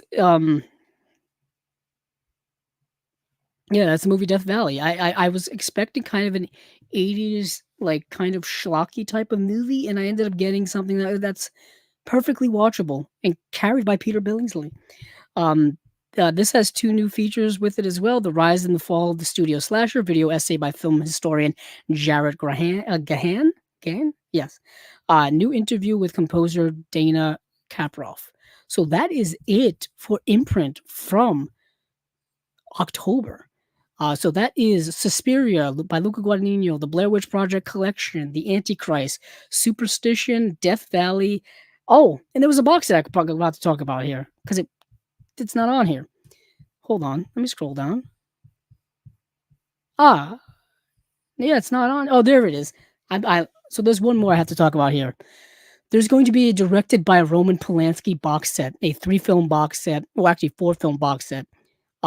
Bitter Moon, Death and the Maiden, and The Ninth Gate, and then the documentary Roman Polanski Wanted and Desired. So as they've been doing with these director collections, they're going to be doing one for Roman Polanski. I've seen Death and the Maiden, and we talked a little bit about it as well here on Chasing Labels a few episodes ago. So I won't get into all of that, but Bitter Moon and The Ninth Gate I actually haven't seen. These are like 90s Roman Polanski films. Obviously, we all know about him and his life and career, his notorious crimes and whatnot. Coincidentally, the documentary here will be highlighting that.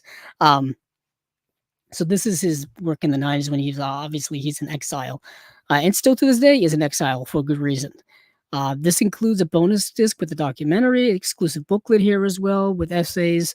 I believe each film is getting a new audio commentary, um, or at least a new special feature, at least a new special feature. And it looks like the Ninth Gate is getting the most in terms of special features here with 2 commentaries and a video essay, 2 new interviews, bunch of stuff here. Yeah, really interesting things. All right, so now we're done with Imprint. Now we're done with Imprint. I forgot something. Let's get out of Imprint land. Let's move over. Um, yeah, I've got to check it out. I remember when the Ninth Gate came out because it came out in 1999, and it stars Johnny Depp, if I remember correctly. And this was, of course, 1999 when Johnny Depp was making his rise as an actor. Of course, he would obviously after that go on to be in like Once Upon a Time in Mexico. He would be in Blow. He of course would be in the Pirates of the Caribbean films. He would, skyrocket his career. He was already well known in the 90s, but you know what I mean in terms of pop culture impact. Um yeah, but let's move over to Indicator. Why not? I'm gonna have to drink some water for this because we've got a box set to go through here. So, excuse me while I clear my throat. Indicator for their October releases, I believe it's their October releases, has uh two announcements. One is a box set, and that is Columbia Horror. Excuse me. Not to be confused with their Columbia Noir sets that they keep doing. And then they've got another double feature here called El Vampiro, 2 blood-sucking tales from Mexico. So they're getting more into the Mexican cinema as they've been doing right along here for a little while. But let's start with the Columbia Noir horror set. I almost said Columbia Noir, caught myself there. So this is a 6 film set. These movies range from the early 30s to the early/mid 1940s. So we have Behind the Mask, directed by John Francis Dillon. We have Black Moon, directed by Roy William Neill from 1934. Airhawks from 1935. Island of Doomed Men from 1940. Cry of the Wolf from 1944. And then The Soul of a Monster from 1944 as well. So these are all kind of B movies. They're all kind of like B horror movies from Columbia Pictures back catalog from that time frame. I feel like they're all movies that are trying to compete with the other studios who were doing horror at that time. Specifically, Universal Monsters, then you had Val Lewton producing a lot of horror films as well. You know what I'm saying. So let me get into what some of these movies are. I would assume so. Humboldt Horror Honey. Humboldt Horror Honey asks, are there no more Indicator Jean Roland coming? I'm assuming that there are. I feel like those are some of their more popular releases. Actually, I got 2 of them down here. I have to catch up on those still. They're still available. But I would have to assume that more are coming. I'm not sure when. I also have to assume that since they're 4K releases, that they take longer to make. That seemed to be the indication from the Indicator guys that Steven and I got when we interviewed them earlier this year is that 4K does take a lot more time. Obviously, it's more expensive. And I think the results definitely show. I hope so. Like, give me more of Jean Roland, please. I think there's more of his filmography that they still need to delve into because I don't think they've given us everything. I hope so. But this box set here, I think, is probably part of them renewing their partnership and license relationship with Columbia Pictures. I remember when we talked to them. When we interviewed them earlier this year, they said that they had renewed their their license with Sony slash Columbia for one last time. So so that leads me to believe that the ones that they've already released from that catalog will stay in print until the license runs out, and then they'll release some more stuff. I think that's why we're still getting these releases. But um, let's see. Let me go into some of these movies here. So, in Behind the Mask, the dastardly Dr. X murders his patients and smuggles narcotics in their coffins. Black Moon sees a cursed daughter return to the island where her parents perish in a voodoo ceremony. In Airhawks, pioneering aviators are tormented by rivals operating a horrifying death ray. Island of Doomed Men sees an undercover agent infiltrating a remote penal colony presided over by a madman. That madman is portrayed by Peter Lorre. We've talked about that movie already because I believe it got a release from someone else already. I want to say it was in a box set from Imprint, something like that. I'm not sure. Um, but in Cry of the Werewolf, a beautiful female lycanthrope vows to murder those who discover her family's secret, and for those whose nerves are still intact, the soul of a monster tells the tale of a woman who makes a diabolical deal to save her husband's life. That movie is interesting. So what happens is this woman's husband is dying, and she is distraught beyond distraught in that movie. Um, to save his soul, or just to save him in general, she decides that, you know what, God has turned her back. To God has turned his back on her. She's gonna go the opposite way. She's gonna reach out to Satan to save her husband, and she makes a deal. She makes a deal with the devil to save her husband, and he comes back, but he's not quite right. He's not quite the man that she remembers. He's now changed. He's like evil now. He's more irritable. He's angry. He's like treating people like crap. You know what I mean? He's an asshole now, basically. So don't make a deal with the devil. Essentially, is the cautionary tale of that movie. Airhawks is about a it's not really a horror movie, to be honest. But whatever, I guess falls in this category. Um, it's about this company that I think is like a shipping company, and like a private shipping company, who fly airplanes and stuff to deliver packages and things like that. And there's this rival company that I think hires this professor to make this death ray that basically uses this giant laser to shoot down the planes or cause these planes to explode in the sky. It's as ridiculous and as B movie ish as you could imagine.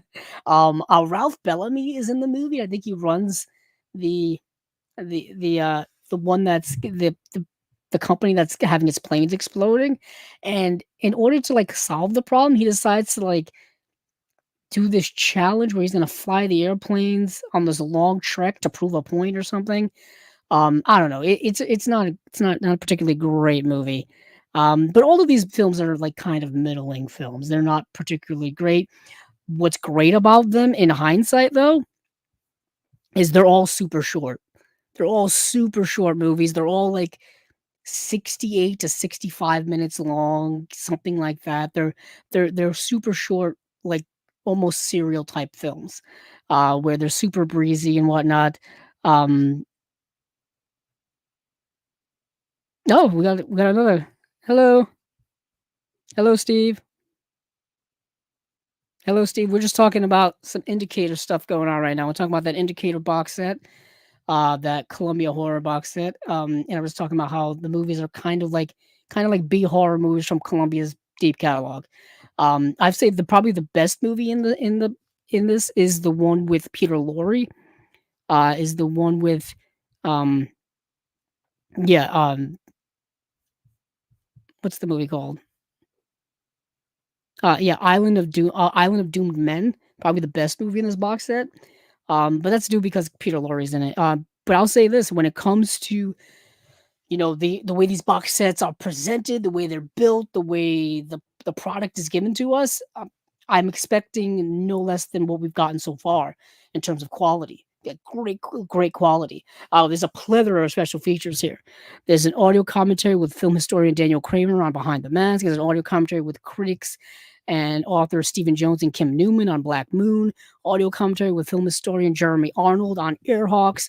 Audio commentary with film historians Andrew boy, Alexandra Helen Nicholas and Josh Nelson on Island of Doomed Men. That's pretty awesome. There's an audio commentary with academic and curator Eloise Ross on The Cry of the Werewolf. Audio commentary with critics, authors Stephen Jones and Kim Newman on The Soul of a Monster. Sheldon Hall on Jack Holt. The author and academic assesses the forgotten star behind the mask in Black Moon. There's a bunch of other stuff on here. I don't want to go through everything. It's just going to be me reading to you guys for the rest of the night. But it's a limited edition, 100-page book. 100-page book with essays in it. And it's limited to 6,000 copies. But yeah, once again, a solid box set from them. If you're a box set fiend like my friend Steven is and myself, I think you'll appreciate these. I've got one of their box sets here on my couch somewhere. Actually, probably have more than one, but still, that's Columbia Horror. And there's no volume number to this. There's no volume number to this, so I don't know if this is just like a one-off or if we're gonna get a volume 2 or whatever the case may be. Either way, solid box set in terms of quality. Let's see.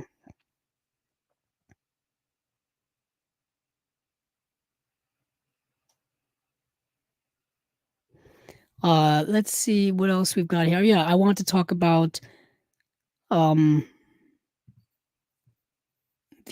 double feature that they're putting out.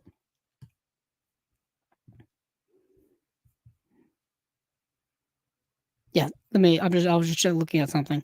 So, we'll move on to El Vampiro, 2 blood-sucking tales from Mexico. What a great title for a box set. So we have El Vampiro, or The Vampire, from 1957, and then we also have The Vampire's Coffin from 1958, which is its direct sequel. Yes, that's right. You get a direct sequel. So this is kind of a Mexican version of the Universal Monsters Dracula film. Although I know we already got a Spanish language version but this is kind of different. So in The Vampire, or El Vampiro, the beautiful bereaved Marta travels with Enrique to visit her sick aunt in her ancestral home. There, the mysterious neighbor Duval offers to buy the family's decrepit hacienda. However, Duval is really Count Carol de la Vode, a vampire whose aim is to drain Marta of her blood and revive his entombed brother. So there you go. And then in the sequel, The Vampire's Coffin, grave robbers bring Lavode's corpse to Enrique's city hospital. Oh yeah, Enrique is a doctor. So Enrique's city hospital, where Marta now works as a nurse. Duly reanimated, Lavud sets about his bloody plan to make Marta his bride. So once again, if you defeat a vampire once, don't dig him up again. Predating Hammer Films' Dracula by a year, The Vampire's uniquely Mexican take on the vampire mythology was the first film to give its antagonist elongated fangs, and its success kickstarted Mexico's horror boom. Restored from the original negatives, these films finally received their world Blu-ray premiere in this individually numbered limited edition 2-disc set, complete with new and archival extra features and fully illustrated 80-page book. Yeah, you got an audio commentary on here. You got an interview. You get some interviews here. Actually, a lot of interviews. Holy heck, all brand new interviews. Actually, my goodness. Yeah, these are fun. These are actually really fun. These are perfect viewing for if you're doing a horror movie marathon in October. If you're wanting to do that and you're looking for like kind of late night, like spooky vibes type of vampire movie with a little like, Mexican twist on it, if you will. But you've seen the Universal Monsters Dracula a million times, and you've seen every single Dracula film, the ones with Christopher Lee, and you want something that's a similar flavor. These are great to watch. These are really, really cool to watch. Um, yeah, and I believe, these are just Blu-rays. So that is it. That's getting a US release as well. The Columbia Horror is just the UK release, so region B locked. Um, just want to make that abundantly clear. So we move on from Indicator. So let's move on from Indicator. Let's move over to Radiance. Radiance has four announcements here, and I've seen everything they put out, and I spent a lot of time watching these movies. But luckily they weren't that long. So let's move into it. So staying in the vampire mode, they put out a Italian vampire film called I Vampiri, or The Vampire, I believe it's called. Actually, it's called like or Lust of the Vampire. That's what I think the English title is. And then they put out Häxan, and then they put out Dogra Magra, and then they put out a box set of Daiei Gothic Japanese ghost stories. This box set's awesome. And Dogra Magra is awesome as well, or cool to say the least. But this box set we've got to talk about. We got to talk about this box set. So I love Gothic horror. I think Gothic horror is awesome. Um, I love how it's more about aesthetics and tone and energy and vibe than it is about plot per se. But the plot of these movies are fascinating. They're kind of classic plots, in my opinion, classic kind of Japanese Gothic horror plots. Let me get into it. So we've got three films in this box set here, and the three films are um, we've got Ghost of Yatsuya, The Bride from Hades, and The Snow Woman. So The Bride from Hades is going to be also known as Peony Lantern. Um, at least if you look it up on IMDb. So these are all getting 4K restorations, and these are all like really good movies. So the Ghost of Yatsuya. Let me start with the first one. Let me go over to my letterbox. Ba-ba-ba-bum. So this horror tale relates the consequence of Japanese legend, which tells of a man who has to betray his wife in order to achieve power.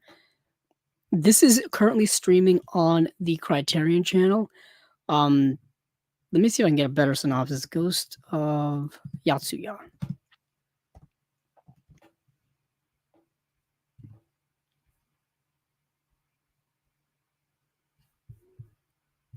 Let me see if I can find a better synopsis here. I believe. Okay. Plot summary. I'm on IMDb.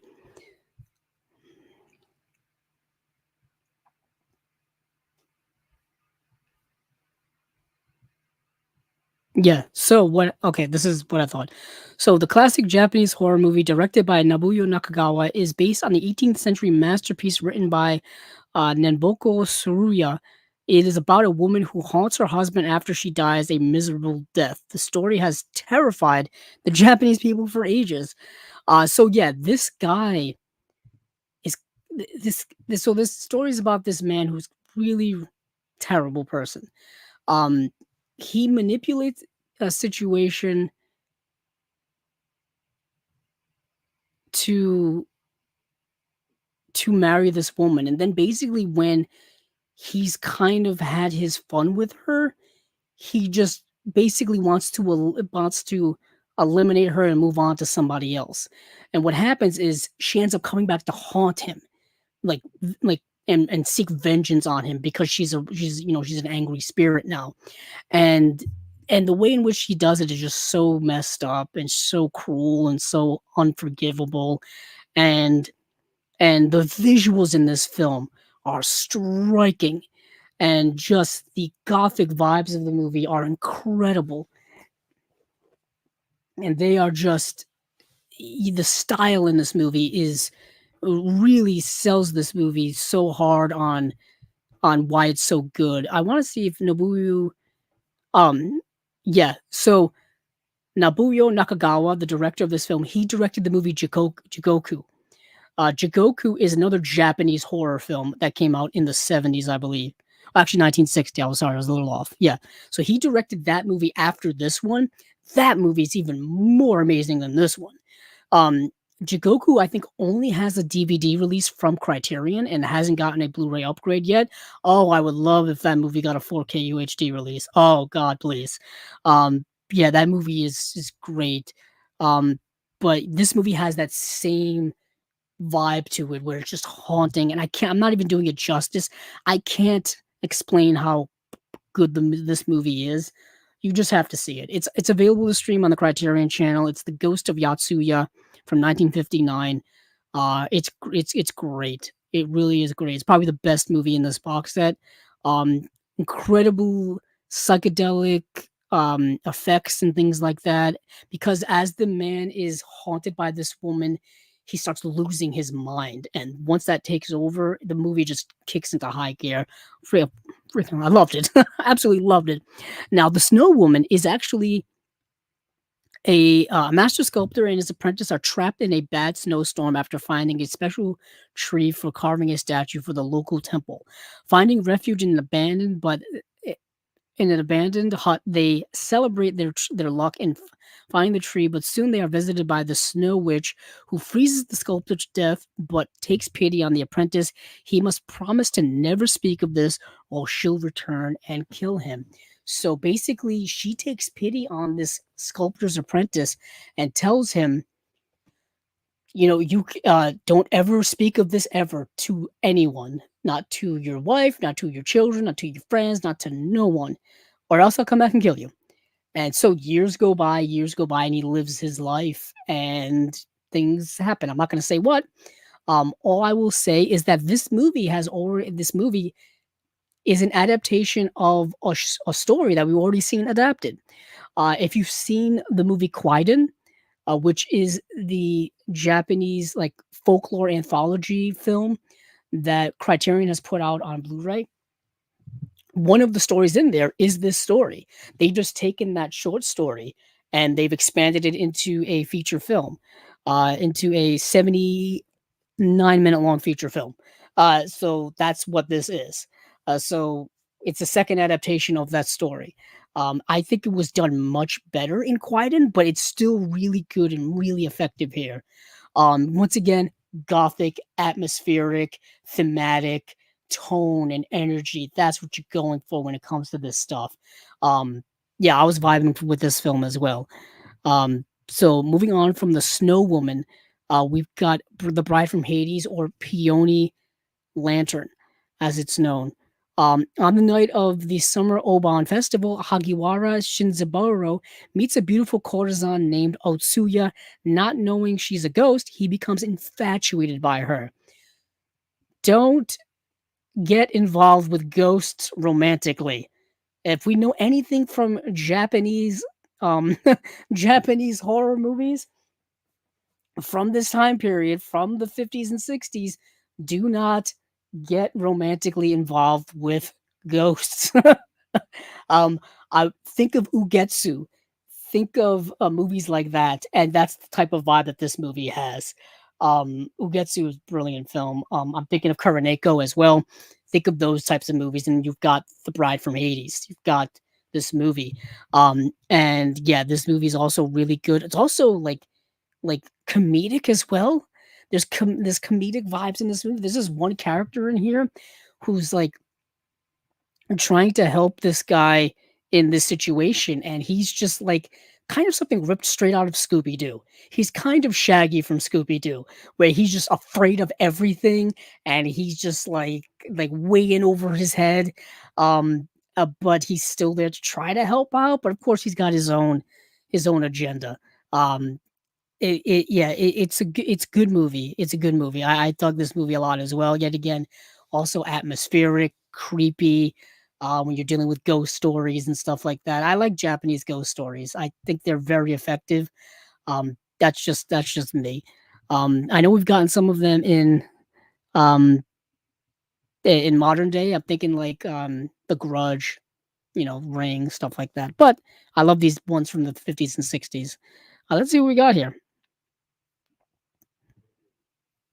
Let's see. David says, I'm so out of my depth here, but I enjoy hearing about the possible pickups that I've never heard of before or have heard of, but didn't know until Andrew mentioned it. Yeah, to be honest, th- that's the thing with boutique labels. I think we're all relatively out of our depths. Most of us are. I know I am. To be honest, I haven't heard of any of these movies until they're announced, and then I watch them. So I'm just like kind of like first one up to kind of give people a sense of what these movies are and a sense of what these releases are going to perhaps be. That's why I watch all the movies, to be honest, so I can give people a sense of what they are. Yeah, I'm also in over my head as well. I'm just kind of learning on the fly. Really, I am. I'm giving myself a crash course in all of these movies every single time, um, and then I just kind of let it all out here. But it's both fun and exciting, and it gives me the opportunity to watch a lot of movies that I never saw before, a lot of new movies. You know what I mean? I think we can all always go back to the movies we know and love. I think it's tougher to get into new movies. You know what I mean? Or by new movies, I mean stuff we haven't seen. I mean, that's just my perspective. But yeah, I'm glad I'm being somewhat informative. Let's see, Tony. No problem, Tony. See you next time, or see you whenever. Um, Thanks for showing up. Thanks for watching. Thanks for the support always. It's always appreciated. Cool, cool, cool. So back to what I was saying. This is the Daiei Gothic Japanese Ghost Stories box set. The films are once again um the Ghost of Yatsuya, The Bride from Hades, and The Snow Woman. This is a box set from Radiance Films, all getting 4K restorations. It looks like, yeah, there's an 80-page book in here as well. There's 6 postcards. Yeah, there's a visual essay for the first film. There's an interview for the second and commentary on each. Well, no, there's a commentary on the first two, and there's a new interview and new visual essay for the Snow Woman. So this is a nice box set. As we've learned with Radiance, I'm looking around here because I know I've got a box set, or I've got some stuff. Actually, I got some Radiance recently. Hey now, what a segue here. So I've got some Radiant stuff recently. Um, I've got Elegant Beast. I've got Shape of Night, and then I got I the Executioner. Apparently, I the Executioner was selling out very quickly online. So I went and scooped mine up as soon as I possibly could. And we've talked about all of these films before here on the podcast in some way, shape, or form because they were all announced at one point. So I've got that there. Where are you? Now, hold on. Let me swing around here. This is a box set. This is one of their box sets. This is the Cosa Nostra box set. So just to give you a sense of what a Radiance box set looks like, they all pretty much look like this. Solid construction. They all have their individual releases, individual cases. Yeah, perfect. I still got to get a few of their box sets myself. I'm lagging behind, but yeah, that's what those kind of look like here. Yeah, I agree with you, David. Yeah, when it came, branching out of mainstream is both fun, exciting, and kind of nerve wracking as well because you don't know where to go. Uh, in my early days of kind of branching out of mainstream is honestly it was people talking about what movies they like.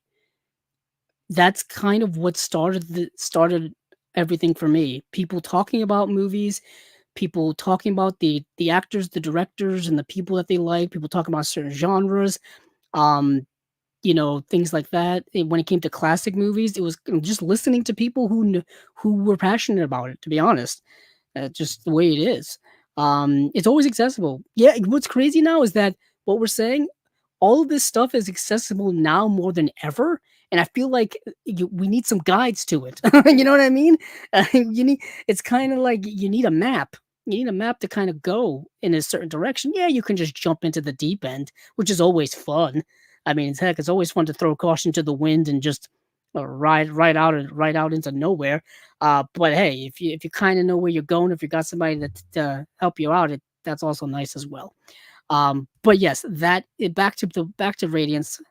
Let's see what else we got here. So, Dogra Magra is a film from 1988.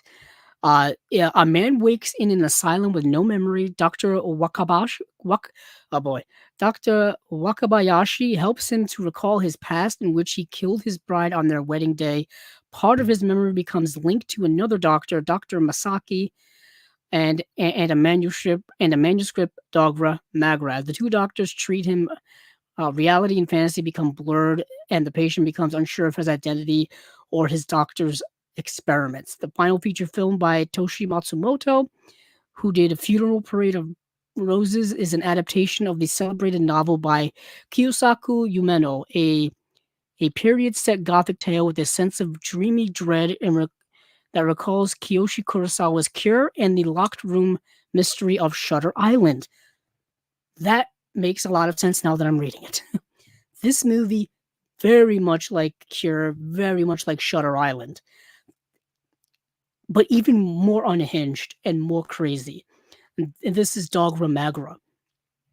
You are kind of, I was just talking about being thrust in the deep end. This movie thrusts you in the deep end and doesn't tell you you're in the deep end. I had no idea what was going on in this movie while I was watching it. I didn't know what was real, what was fantasy, what was a dream, what was a nightmare, what was true, what was fictional, who was real, who was not. The movie doesn't really hold your hand in that regard. It just goes. It just takes you and goes like on a roller coaster ride, and you've got to just strap in and just try to figure things out on the run. And it's a wild movie, Dogra Magra from 1988. What a film! Uh, yeah, it's kind of brilliant, but kind of wild, kind of maybe doesn't make sense, but I don't think it's supposed to make sense because it puts you in the mindset of someone who's whose mind isn't all the way there, whose mind may be fractured. You may be dealing with identity disorders. You may be dealing with other types of things like schizophrenia or whatever. But it's got that Shutter Island vibe to it. Um, but Shutter Island is way more easily digestible than this. Way more easily digestible than Dogra Magra. Let's see. So that's that. This release here is getting a high definition digital transfer, supervised by the director of photography Tatsuya Suzuki and producer Suji Shibata. There's a there's actually a director's commentary from Matsumoto in 2003, and there's an interview with Matsumoto from 2003. Visual essay by Julianne Ross. There's a bunch of features on here. I like it. I like it. Um, so that's pretty cool. Häxan, I already own this movie. So hold on, where did I put it? It's over here. Sorry, I'm moving things around. So I have the Criterion Blu-ray of Häxan. I've actually talked about this movie in an unwatched pile episode that we have here on the Chasing Labels YouTube channel. We will be doing another episode of the unwatched pile next Tuesday, I believe. Steven and I will be reuniting and doing an unwatched pile episode with our friend Celeste Lacabra. That will be streaming, I believe, streaming live next Tuesday. So that would be really cool and really fun. I still have to pick out a movie to watch actually, but I have the Blu-ray of Häxan, put out by Criterion. This is from a 2K digital restoration.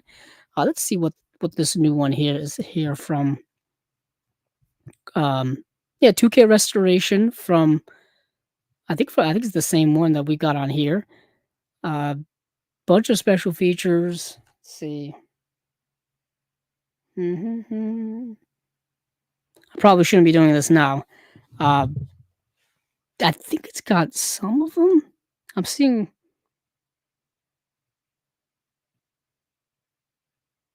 Yeah, I won't do the compare and contrast now because there's a lot of blank space here. But still, this is a loaded release of Häxan um from Radiance. If you haven't seen this movie before, It's pretty damn brilliant.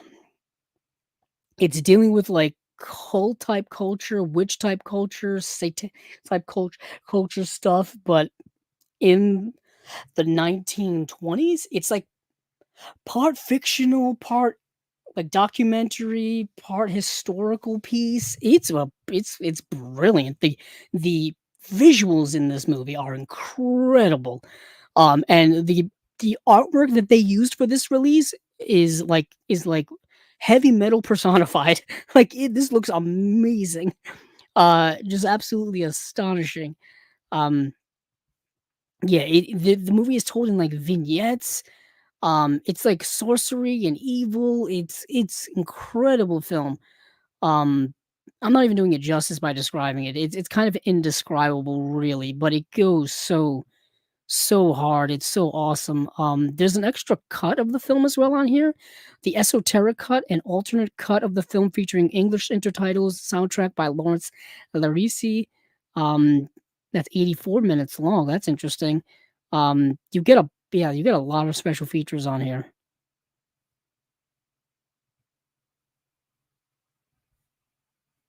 Yeah, so so if you don't have the Criterion, this would probably be a good release to get. Then last but definitely not least is I, Vampiri. Vampiri, a mad scientist captures young women in Paris and drains them of their blood in the service of an evil duchess. Also known as Lust of the Vampire, Ricardo Freitas' I, Vampiri um, mixes the Bathory and Frankenstein stories to create its gothic tale. Italy's first horror film made as a challenge by Freda at breakneck speed. Cinematographer Mario Bava would complete direction and post production of the film, adding his signature in the process with its baroque imagery and stunning visuals. Ivan Piri forged the path for Italian horror and remains a landmark of Italian cinema history. Oh, I did not know about that extra goodness with it. That's really awesome. Uh, so yeah, so it's a 2K restoration of the film presented with Italian and English audio commentary by Tim Lucas. Thirst of Blood, a featurette on the making of the film with Fabio Milele, Mario Bava, and Dario Michaelis. Interview with Lamberto Bava, interview with Leon Hunt, author of Mario Bava, the artisan as Italian horror auteur from 2024. Yeah, this is a pretty interesting movie, pretty historically significant movie, really. If you know anything about, the robustness of Italian horror, if you're thinking of Giallo, if you're thinking of other works in the 60s of Italian horror. This is kind of the bedrock, really, of it all. Um, yeah, I this is an important film just to own, just for historical sense. I want to see when this movie came out. Let's see.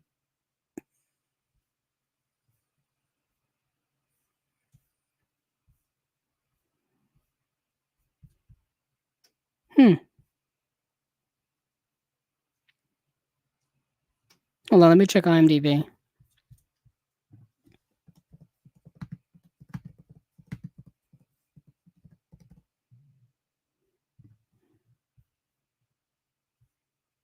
Oh yeah, came out in 1957. Okay, so we're talking, right before the 60s, kind of rise of Italian horror, and then in the 70s as well, and then of course into the 80s. Yeah, so historically significant film. So that is I, Vampiri, or Lust of the Vampire. Um, cool, cool. So we will move on from Radiance. I just want to see how long I've been streaming for. Okay, we're in the usual time frame here. Usual time frame. So let me see what I've got left in my notes. I think all we have left is Criterion. Yes, we do. Yes, we do. Okay. So Criterion has their October titles announced. We've got four titles. Uh, really, another really solid month from them. Um, we've got Harmony Korine's Gummo. We have Pandora's Box. we've got Demon Pond, and then we've got a double feature of I Walked with the Zombie and The Seventh Victim. Both films, I believe, produced by Val Lewton. One's directed by Jacques Tourneur, and the other one's directed by Mark Robson. So let's start with the big surprise first. Let's start with the big surprise. Gummo, to follow up last month's announcement that we're getting Happiness in September, the Todd Solondz film, to follow then that up with Harmony Korine's Gummo is probably one of the most boldest back-to-back month announcements from Criterion that I've ever seen, and I'm not overstating that. Absolute, just just just incredible, just unbelievable, balls to the wall gumption by Criterion to do that. Because these are two of the weirdest movies you'll ever see. Different too from each other, but still they're in that same vein of, Todd Solondz and, you know, Todd Solondz, Harmony Korine, Greg Araki, all of these directors make very challenging movies. And they did the whole Greg Araki box set too. Yeah, Criterion, you're going for it, and I love it. I love it. But this movie is Harmony Korine's debut feature is an audacious lyrical evocation of America's rural underbelly and an elegy in the Southern Gothic tradition of William Faulkner and William Eggleston, shot in Korine's native Nashville, standing in for the tornado-ravaged Xenia, Ohio. The rough-hewn film follows two young friends, Tumler and Solomon, as they ride around town, huffing glue and hunting stray cats. Their every local encounter charged with vaudevillian anarchy, as well as deep pathos, at once transgressive and empathetic, disturbing and undeniably beautiful. Gummo is one-of-a-kind portrait of angelic and devilish souls caught in a cultural void circumscribed by poverty and the depleted, alienated spiritual life of late 20th century America. Holy hell. That's a lot to say about this movie. And in a way, it's entirely accurate. This movie is all of that and also can be viewed as nihilistic nothingness as well. That's the kind of the brilliance of this movie, is that the movie is kind of nothing, but also all of that as well. Because you're just following around like these two kids just living their lives of total pointless, endless, meaningless nothing. You know what I mean? They're just living, they're just walking around town, interacting with people, hanging out with friends, you know, you know, drinking, doing drugs, just kind of the empathetic, kind of just nihilistic nothingness of youth, really. And what's so fascinating about that is that it captures such a truth. It captures that for a time, and to be honest, you can even say that now, there's a gap within our lives where there's a nothingness in youthful angst, where we're just going through the motions, man. Basically, teenagehood is that. You know what I mean? Where you're just kind of drifting, trying to figure things out, find things out, and sometimes it's a whole lot of nothing. It's a whole lot of nothing. You're just living from moment to moment, and then you look back on it, and you're just like, yeah, I didn't know what I was doing back then, because you don't. You're just doing things. You know what I mean? And what's interesting is that the way in which this captures that time specifically in like the late 20th century, before the boom of the internet age, before social media, before cell phones, before we had this kind of planetary connection with one another. If you break it all down on the smallest level that this film is talking about, yeah, it's a whole lot of nothingness, but it's also immensely fascinating as well. Yeah, that's just me going on my soapbox. That's gonna be my thesis in my next college life, I guess. Um, yeah, Gummo, what a film. Harmony Korine, I know, is not a fan favorite of a lot of people. Um, his work is endlessly fascinating to me, um, because it's just him making experimental films, really. The way he shot this movie, similar to Trash Humpers, um, just going around recording randomly in random places with random people who aren't real actors, um, just to get that sense of authentic humanity at the I would say lowest level, or the most basic of levels, um, is an interesting experiment. It's an interesting experiment. I also do want to point out that the cover art for this release is incredible, absolutely incredible. Um, and I do want to point out that there's a new interview with Harmony Korine. There's a conversation with Harmony Korine from 1997 with filmmaker Werner Herzog. Um, a very young Chloe Sevigny is in this film. Probably one of the only recognizable real actors in it. Um, and it was just fascinating to see, her in an early role.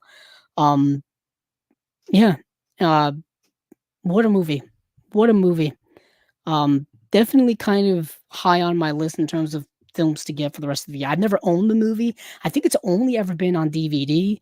Um, but moving on from there, let's move on to something completely ostensibly different from Gummo, and that is Pandora's Box. This has already actually been released by um by Eureka. It's already been released this year by Eureka. So this is Criterion's kind of version of that. And I was looking to do a little bit compare and contrasting of the two editions, and they are different, unfortunately, in terms of special features. The Eureka release has things that this release doesn't, and I think vice versa. So unfortunately, if you want everything, you have to get both releases. But if you have the Eureka release, I think it has the same 2K digital restoration as the Criterion one is going to have. Um, so I don't know. It basically, if you want to get both, get both. If you don't, and you only have one or the other, I think you're fine. Um, but yeah, it's a really good film starring Louis Brooks. Um, and I want the movie either way. I'm just not sure which edition I'm going to get. I'm incredibly indifferent when it comes to these things. So that is, yeah, I talked about it when this movie was released. It's directed by G.W. Pabst. Um, yeah, Louis Brooks was just a star of the 20s and early 30s cinema. So it's this is yet again another kind of piece of cinema history that I think you want in your collection. So let's move on from Pandora's Box. Move over to Demon Pond. Hello, another Japanese film. It's very Japanese centric week this week on Chasing Labels. So Japanese new wave renegade Masahari Shinoda transforms a classic kabuki tale with his own extravagant visual style in this dimension-shattering folk horror fantasia. When a lone traveler stumbles upon a remote, drought-stricken village, he finds himself engulfed in a whirlpool of myth, mystery, and magic. In a nearby pond reside spirits who hold the fate of the town's inhabitants, including lovers Akira and Yuri. Um, who all let's see, in their hands set. Oh, yeah, in their hands, set to the swirling strains of electronic music pioneer Isao Tomito's synth score, Demon Pond blends theatrical artifice with cinematic surrealism for an aquatic, apocalyptic fable of human love and folly in the current state of nature's wrath. Let me go look actually to see if I can get something a little more concise when it comes to Demon Pond. Visually stunning movie, stunning, beautiful film that's going to look incredible. Yeah, when alone yeah, basically it's another. This is a weird, unhinged, a kind of gothic folklorish type tale. You're dealing with like goddesses and myth and creatures and things like that. It gets very unhinged, very off book, and you may lose your way after a while, but just go along with the visual feast, and I think you'll be satisfied by it. So this guy shows up to this village, and it's a drought-stricken village for several reasons. There's this bell that has to be rung every certain time, at a certain time, in order to basically keep the floodwaters away. Um, and if you don't do it, bad things will happen. It basically keeps the water goddess away. It's essentially what it does, and it's this guy's job in this town to specifically do that work. And there's a lot of other like mystery going around and folklore type stuff going on in the movie. I don't want to give it all away. I got to be pretty cagey about it, but it's a visual feast of a movie, a visual feast, and I believe it. Yeah, it's got a 4K digital restoration. This is getting a 4K UHD disc, so this is gonna look amazing. Unfortunately, all we get for special features is a new interview with film scholar Dudley Andrew, and then a program on the film's special effects, and then there's an essay. That's it. Kind of underwhelming for such a cool movie. But last and certainly not least is I Walked with the Zombie, which has been stuck in public domain land for so many years. And then we've got The Seventh Victim. Both films, like I said, produced by Val Lewton. I believe these are the last two Val Lewton produced films to make their way to the high definition world. So that's an accomplishment. That's awesome. Um, so terror lives in the shadows in a pair of mesmerizingly moody horror milestones conjured from the imagination of Val Lewton, the visionary producer auteur who turned our fears of the unseen and the unknown into haunting excursions into the existential dread. As head of RKO's B horror movie unit during the 1940s, Lewton, working with directors such as Jacques Tourneur and Mark Robson, brought a new sophistication to the genre by wringing chills not from the conventional movie monsters, but from the brooding atmosphere, suggestion, and psychosexual unease. Suffused with ritual mysticism and the occult, the poetically hypnotic I Walk with the Zombie and the shockingly subversive The Seventh Victim are still tantalizing dreams of death that dare to embrace the darkness. Whoever wrote that up did a hell of a job because they are 100% accurate. Um, let's see what we got. This is a 4K UHD double feature, which is awesome. There's an audio commentary on I Walk with the Zombie with Kim Newman and Stephen Jones. There's an audio commentary on The Seventh Victim featuring film historian Steve Haberman. Interview with film critic and historian Imogen Sarah Smith. Audio essays from Adam Roach's podcast, The Secret History of Hollywood. Uh, Shadows in the Dark, the Val Lewton Legacy, a 2005 documentary. That's awesome. See, here we go. We got some features here. We're cooking. We're cooking. Um, it's been years since I've seen these movies, but I remember I Walked with a Zombie being great. Let me just get up a synopsis of that just to give us a sense of what's going on here. So I Walked with a Zombie from 1943, directed by Jacques Tourneur.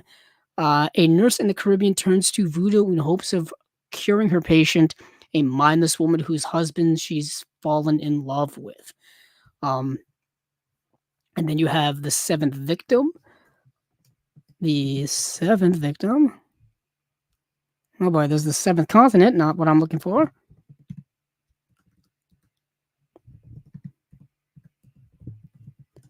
The Seventh Victim also from 1943.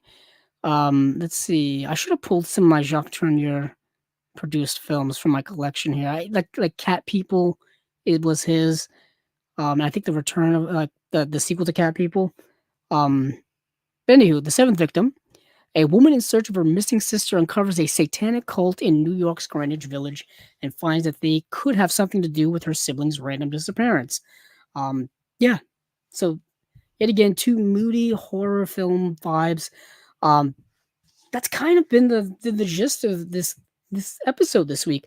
A lot of horror films that are typically more mood setting, more energy, more tone, more vibey than actual kind of scary plots. I may be losing my voice after this, but that's neither here nor there. Nice releases this week. Oh gee, nice reference. Yeah, not to be confused with the other Pandora's box. Let's see. David James, I love the world before the digital age. Good time. Fascinating time. It's a time that's kind of drifting more and more into memory and into like dreamlike state for me because I was so young. I was born in 87. So by the time I was 13, the digital age was starting to, come around. You know what I mean? Um, basically the year 2000, I consider a moniker for like, when we started getting high speed internet. And then, of course, a few years later, we would get YouTube, we would get MySpace, we would get Facebook a few years later, and then things would take off from there. But yeah, people don't realize before the digital age how different everything was, how inaccessible everything was, how much time and effort everything took. Even when it came to movies, like I said, movies and TV, vastly different way in consumption of those things. When it came to movies, I remember watching, of course, we had VHS, Betamax, Laserdisc. That whole media market existed in my lifetime, and and beforehand. But you had to wait. Movies from theatrical release to home video was a while. And VHS tapes at one point were very expensive. um, but when it comes to and if you but and that's if you could afford it. If you couldn't afford it, you watched a lot of movies on TV. Movies were aired on TV a lot when I was growing up and the previous generations to me. Cable got a lot of movie rights. Still to this day, they air movies on cable TV, but it's nowhere near the same. Like I would have my aunt and uncle, um, their weekend afternoons, like Saturday afternoon, Sunday afternoon, they just be watching like movies on TV. And I'm not talking like HBO or anything like that. I'm talking like TNT and like TBS. I'm talking like even like basic network channels like ABC and stuff like that. Um, they would do a lot of that. Um, and that's just because like that's what was on TV at the time. You know what I mean? It was before the age, really before the age where you had hundreds of channels. We had so many premium cable channels as well. I'm going off on a tangent now, but interesting is that Gummo kind of brings you way back to that, and even on a smaller level. Like these kids don't even like watch TV. Like TV isn't even like a fun activity for them. You know what I mean? It's so fascinating the way that movie's kind of a time capsule piece. Let's see. Not to be yep, remember that already. Um, yeah, that's all right. We don't mind. Oh, thank you, Humboldt Honey. Thank you for showing up. Thank you for supporting the show as always. Thanks to everyone for supporting the show as always. Um, yeah, Demon Pond is such a beautiful cover, such a beautiful aesthetic movie. Totally agree. Totally agree. But yeah, I am slowly landing the plane here. I think we just kind of finished up um uh the releases for Criterion. I want to reiterate earlier we will be doing another unwatched pile for this month. We skipped last month due to scheduling issues and whatnot. I just want to make sure that I'm yeah, we next Tuesday, the 30th of July will be unwatched pile number 14. And that will be with me, Stephen Billings, and Celestia Cabra, and we will be doing our usual unwatched pile thing. And I believe that is it. I just want to check my notes one last times before we get going out of here. Um, let's see. Yeah, nothing really that I missed up on. Um, yeah, that's it. All right. So thank you all for watching. Please subscribe to the YouTube channel Chasing Labels if you haven't already. Check out the video I did for the Criterion sale at Barnes& Noble when I went there for my first visit. Steven just posted I believe, a recent haul video of stuff from May. Check that out. That's now up there as well. And yeah, tune in next time where by that point, oh my goodness, we will probably be having more New Vinegar Syndrome and partner label stuff up. Probably talking about some Arrow stuff as well, because I think they still have to drop their slate for this month. So yeah, thank you all for listening. Thank you all for watching. You can check out the podcast on basically any place you can find listen to podcasts on Apple Podcasts, Google, Spotify, all the usual places. So yeah, thank you all for listening, watching, all that stuff. And hey, keep on watching those movies. I know I will.